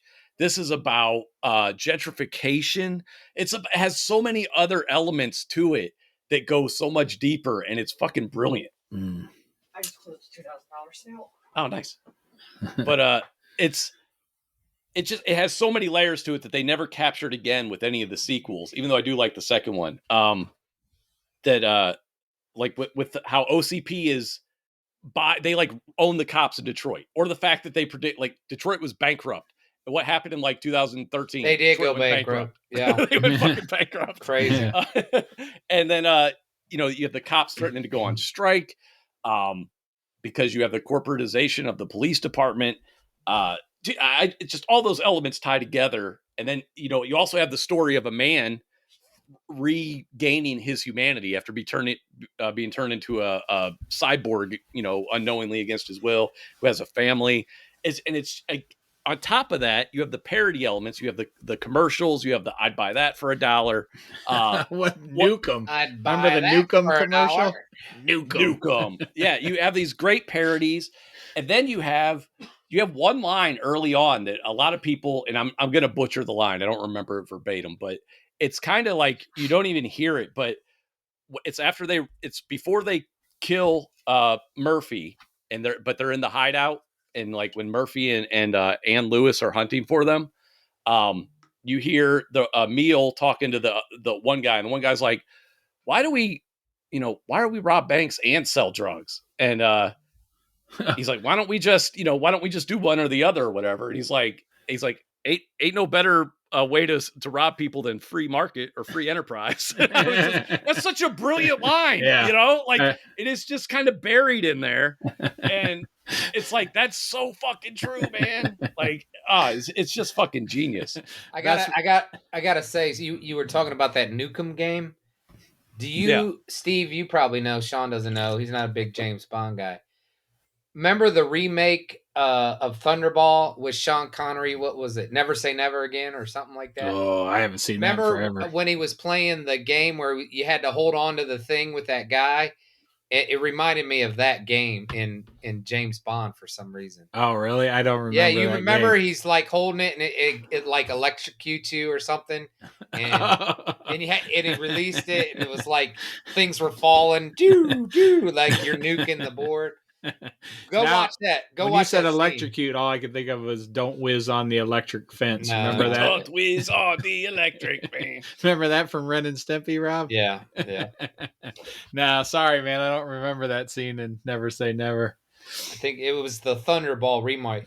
When Sean Connery was old, he had the toupee. It was the last one he did.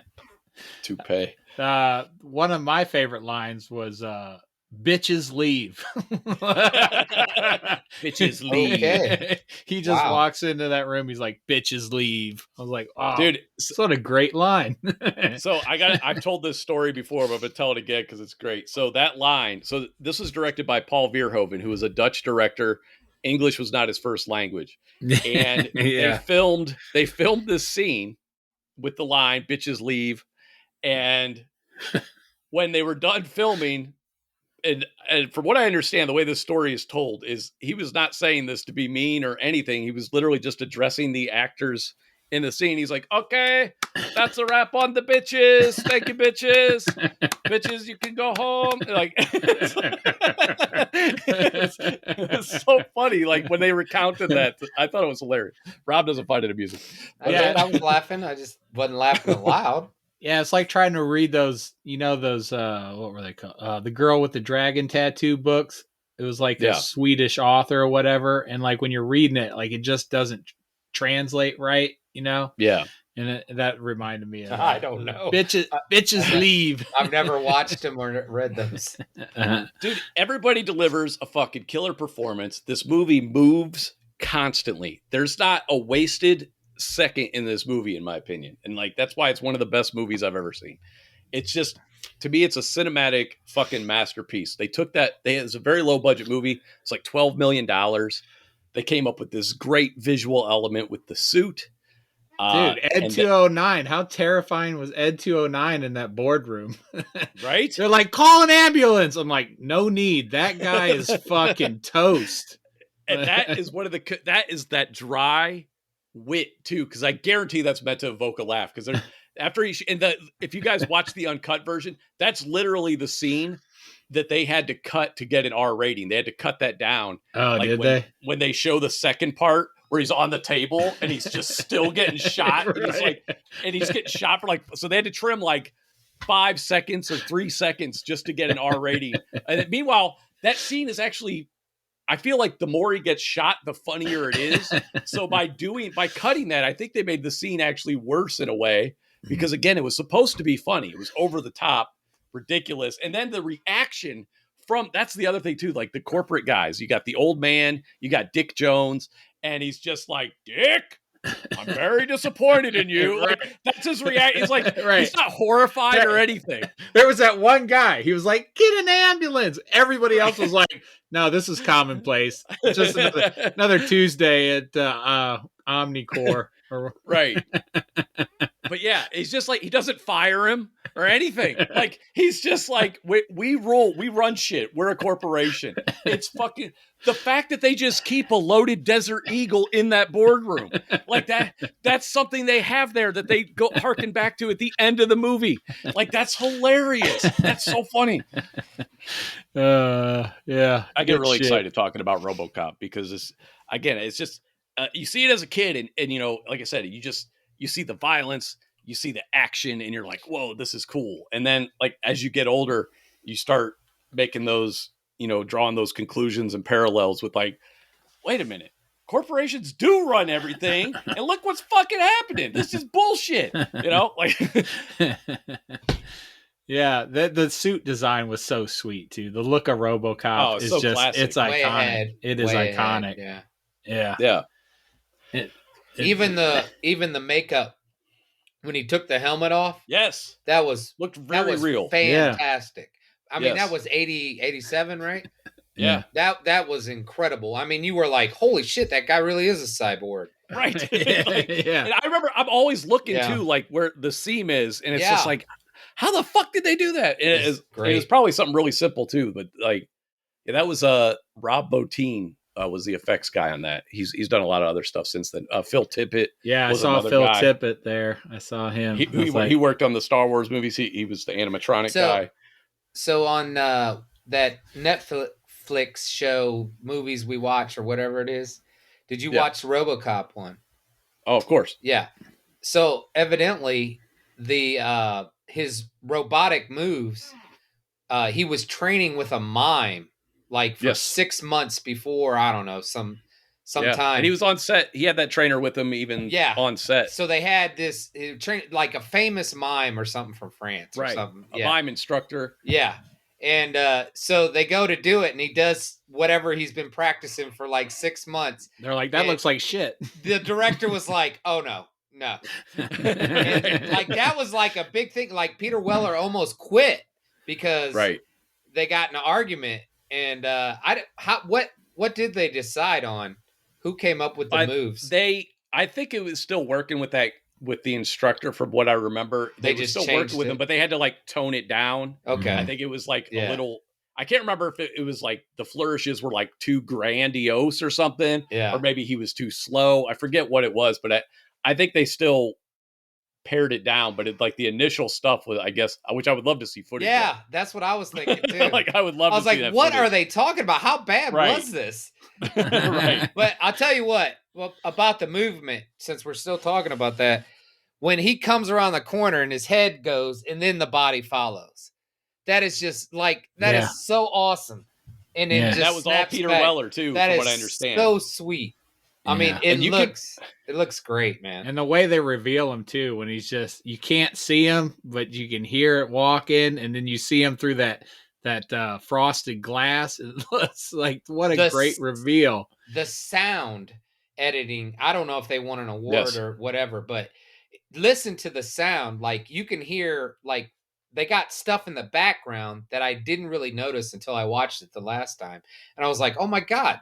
I was like, I never really noticed that, before. Of course, I cranked up the volume too. Usually I gotta watch shit in the house. I think it might have been nominated or won something for the sound editing, but I'm not. You'd have to fact check that. There was a lot of sound I caught this last time that I wasn't aware of or I appreciated more in this viewing. One thing I noticed this time, the scene in the bathroom where Dick Jones is on the shitter. Yeah. And that guy's talking. He doesn't know he's there. And he gets up and he grabs him by the hair. And I was like, oh, man, he didn't wash his hands at all. I was like, he grabs him. He runs his fingers through his hair after he just got done wiping his ass. I was like, that guy did not wash his hands. That is a post-COVID catch is what that is. Because I noticed that a lot. Now, I noticed hand washing way more than I ever have in movies and in real life. I'm like, it took me a while just watching anything when I'd see like a large group of people. I'm like, holy shit, nobody has masks. Oh, it's not, it wasn't always like this. I forget. I noticed a shoe buffer in that bathroom too. I was like, I want to be important enough that they have shoe buffers in the fucking toilet.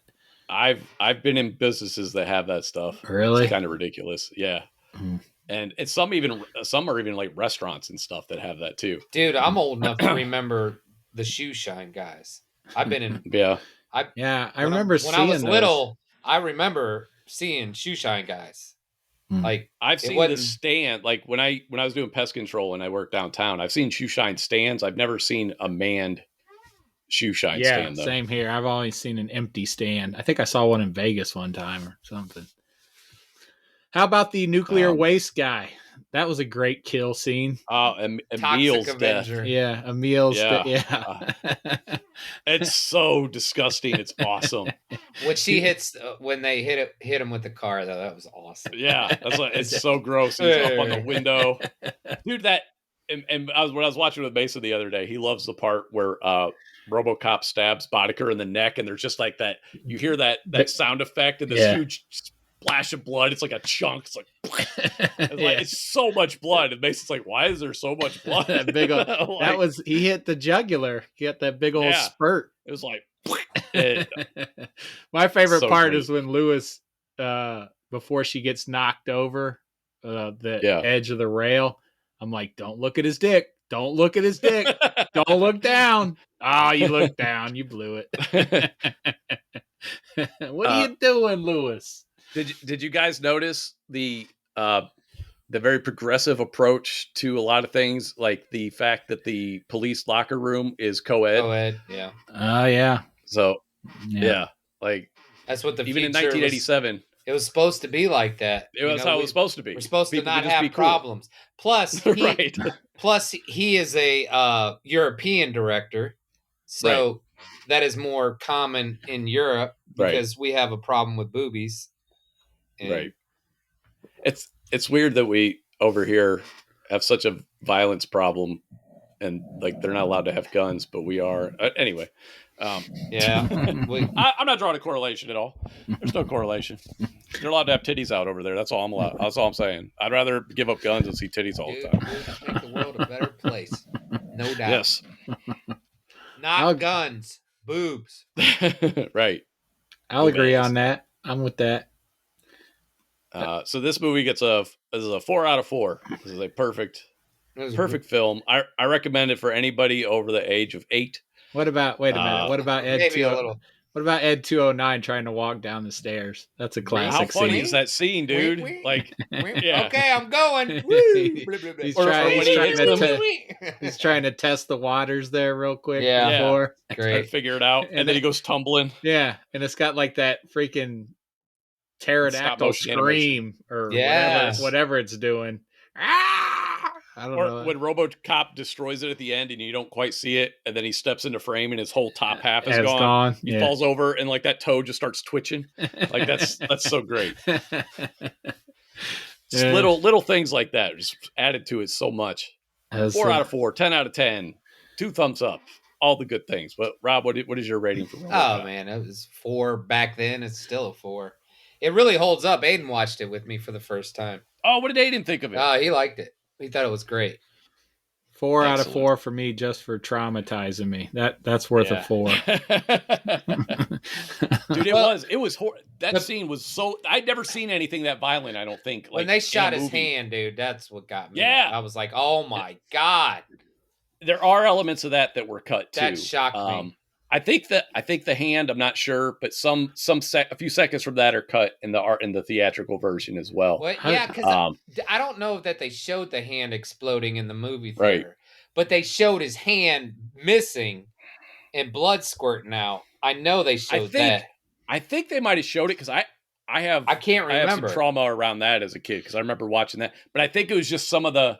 Like when they kept shooting him and he's just kind of still taking shots. I think they cut that down, the amount of shots that he took. I don't remember if they showed when they blew his brains out the back of his head or not, but I do remember the hand and the shotgun because that was one of those things that scarred me. And I was like, Shawn grew up that day. Right. Me too. Like I became a man that day. Right. It was like, but the blood, it was fucked up. But at the same time, I was like, why are they laughing? Why are they laughing? This is so fucking sadistic. How old were you guys when you saw that? If I saw it, I saw it in '88. So like I said, I saw it on home video. 9. 9. I would have been like, I'd have been like 10. I was Harry Potter. Would have been 3 years. Steve would have been 3 years younger than me. I would have been 12. 11 or 12 is how old I would have been when I saw it. Well, I was in high school, so. Wow. So it still scarred you at 12? Oh yeah, dude, I hadn't seen anything like that. Yeah, man. I hadn't seen many movies at all, and the ones I had seen weren't like that. You know? Yeah. Well, name movies before that where they had a bad guy that was that bad. Dude, I'm trying to think. Dude, remember when he goes into the precinct and he just spits blood on Give me my fucking phone call. Like that was the best villain ever. Yeah. Clarence Boddicker. Fucking guy comes in, he's all scarred up from getting beat up from RoboCop, thrown through the glass. Yeah, I should say violent villain. Yeah. I don't remember. Yeah, sadistic, violent, and he was just so casual. Like even, he goes to see Dick Jones later and he's just hitting on his secretary. He's in a suit. Sticks his gum on there. He just sticks his gum on her nameplate. And I'll call you later or whatever. It's like, dude, it was just, he's like, guns. Like, dude, he just, oh man, his delivery was just so believable. And then he's like, the Tigers are playing tonight. And that's how I thought the world was just evil after seeing that guy. I was like, everyone that is a criminal is like this. Yes. It's like I cannot go outside. Oh man, it fucking great. I'm glad everybody enjoyed it. I'm going to be busting out more old movies that you guys haven't seen in a while. Oh, but before we end this, I think that they should do the automated realtor now. In You real know, life, like that's yeah. just a great Right. have TV set up in every room, and then just the Little real iPad, just Right. like iPads everywhere. dude. and, You just record your room one time, and you don't even have to go to fucking work. You don't even have to meet these they people. have that now. You don't even have to go to the house. You can view it all online. Yeah, but I mean, you still want to see something in person, especially if you're buying a house. You want to see the rooms. But I thought that was cool. All right, so the next movie, and we have 2 weeks, Bobby. Until we you have 2 add weeks. like 3 more Can movies. you fly, Bobby? Can you fly? till you add 3 movies, a TV series, and another video. I'm not throwing the TV series in there. I'm assuming you're going to watch them. So I'm assuming you're going to watch Peacemaker. I'm assuming you're going to watch Boba Fett. I forgot about Boba Fett. I can't believe you didn't watch Boba Fett, dude. It's been a rough week. Yeah. Text me. Just shoot me a text after you watch Boba Fett. I'd appreciate that. I would love to hear your thoughts on Boba Fett's this week's episode of Boba Fett. I loved it. But all right, but you have 2 weeks to watch this movie. It's in my Voodoo, Rob and Steve. If you don't have it, I'll give you my Voodoo password. But we are gonna watch the 2013 The Wolverine, because I've been on a Wolverine kick. Oh, that was foreshadowed. That's the one where he's in Japan, Steve. right? Yes. Dude, that literally was just on TNT. See, that's what I mean. You're watching TV. I'm trying to give you good stuff to watch. I've seen that movie like 6 times just on TV in the last. All right. Well, this version is gonna be slightly. We're gonna watch the extended edition that's in my Voodoo because it has added. It's not a lot of added gore, but it has added gore, a little bit of swearing. I don't know what else it adds really. I think it's a little bit longer maybe. But anyway, the Wolverine, the extended edition, will be the movie we'll discuss in 2 weeks. All right. I think I like that movie. Wasn't there a fight on top of a train or something? Yes.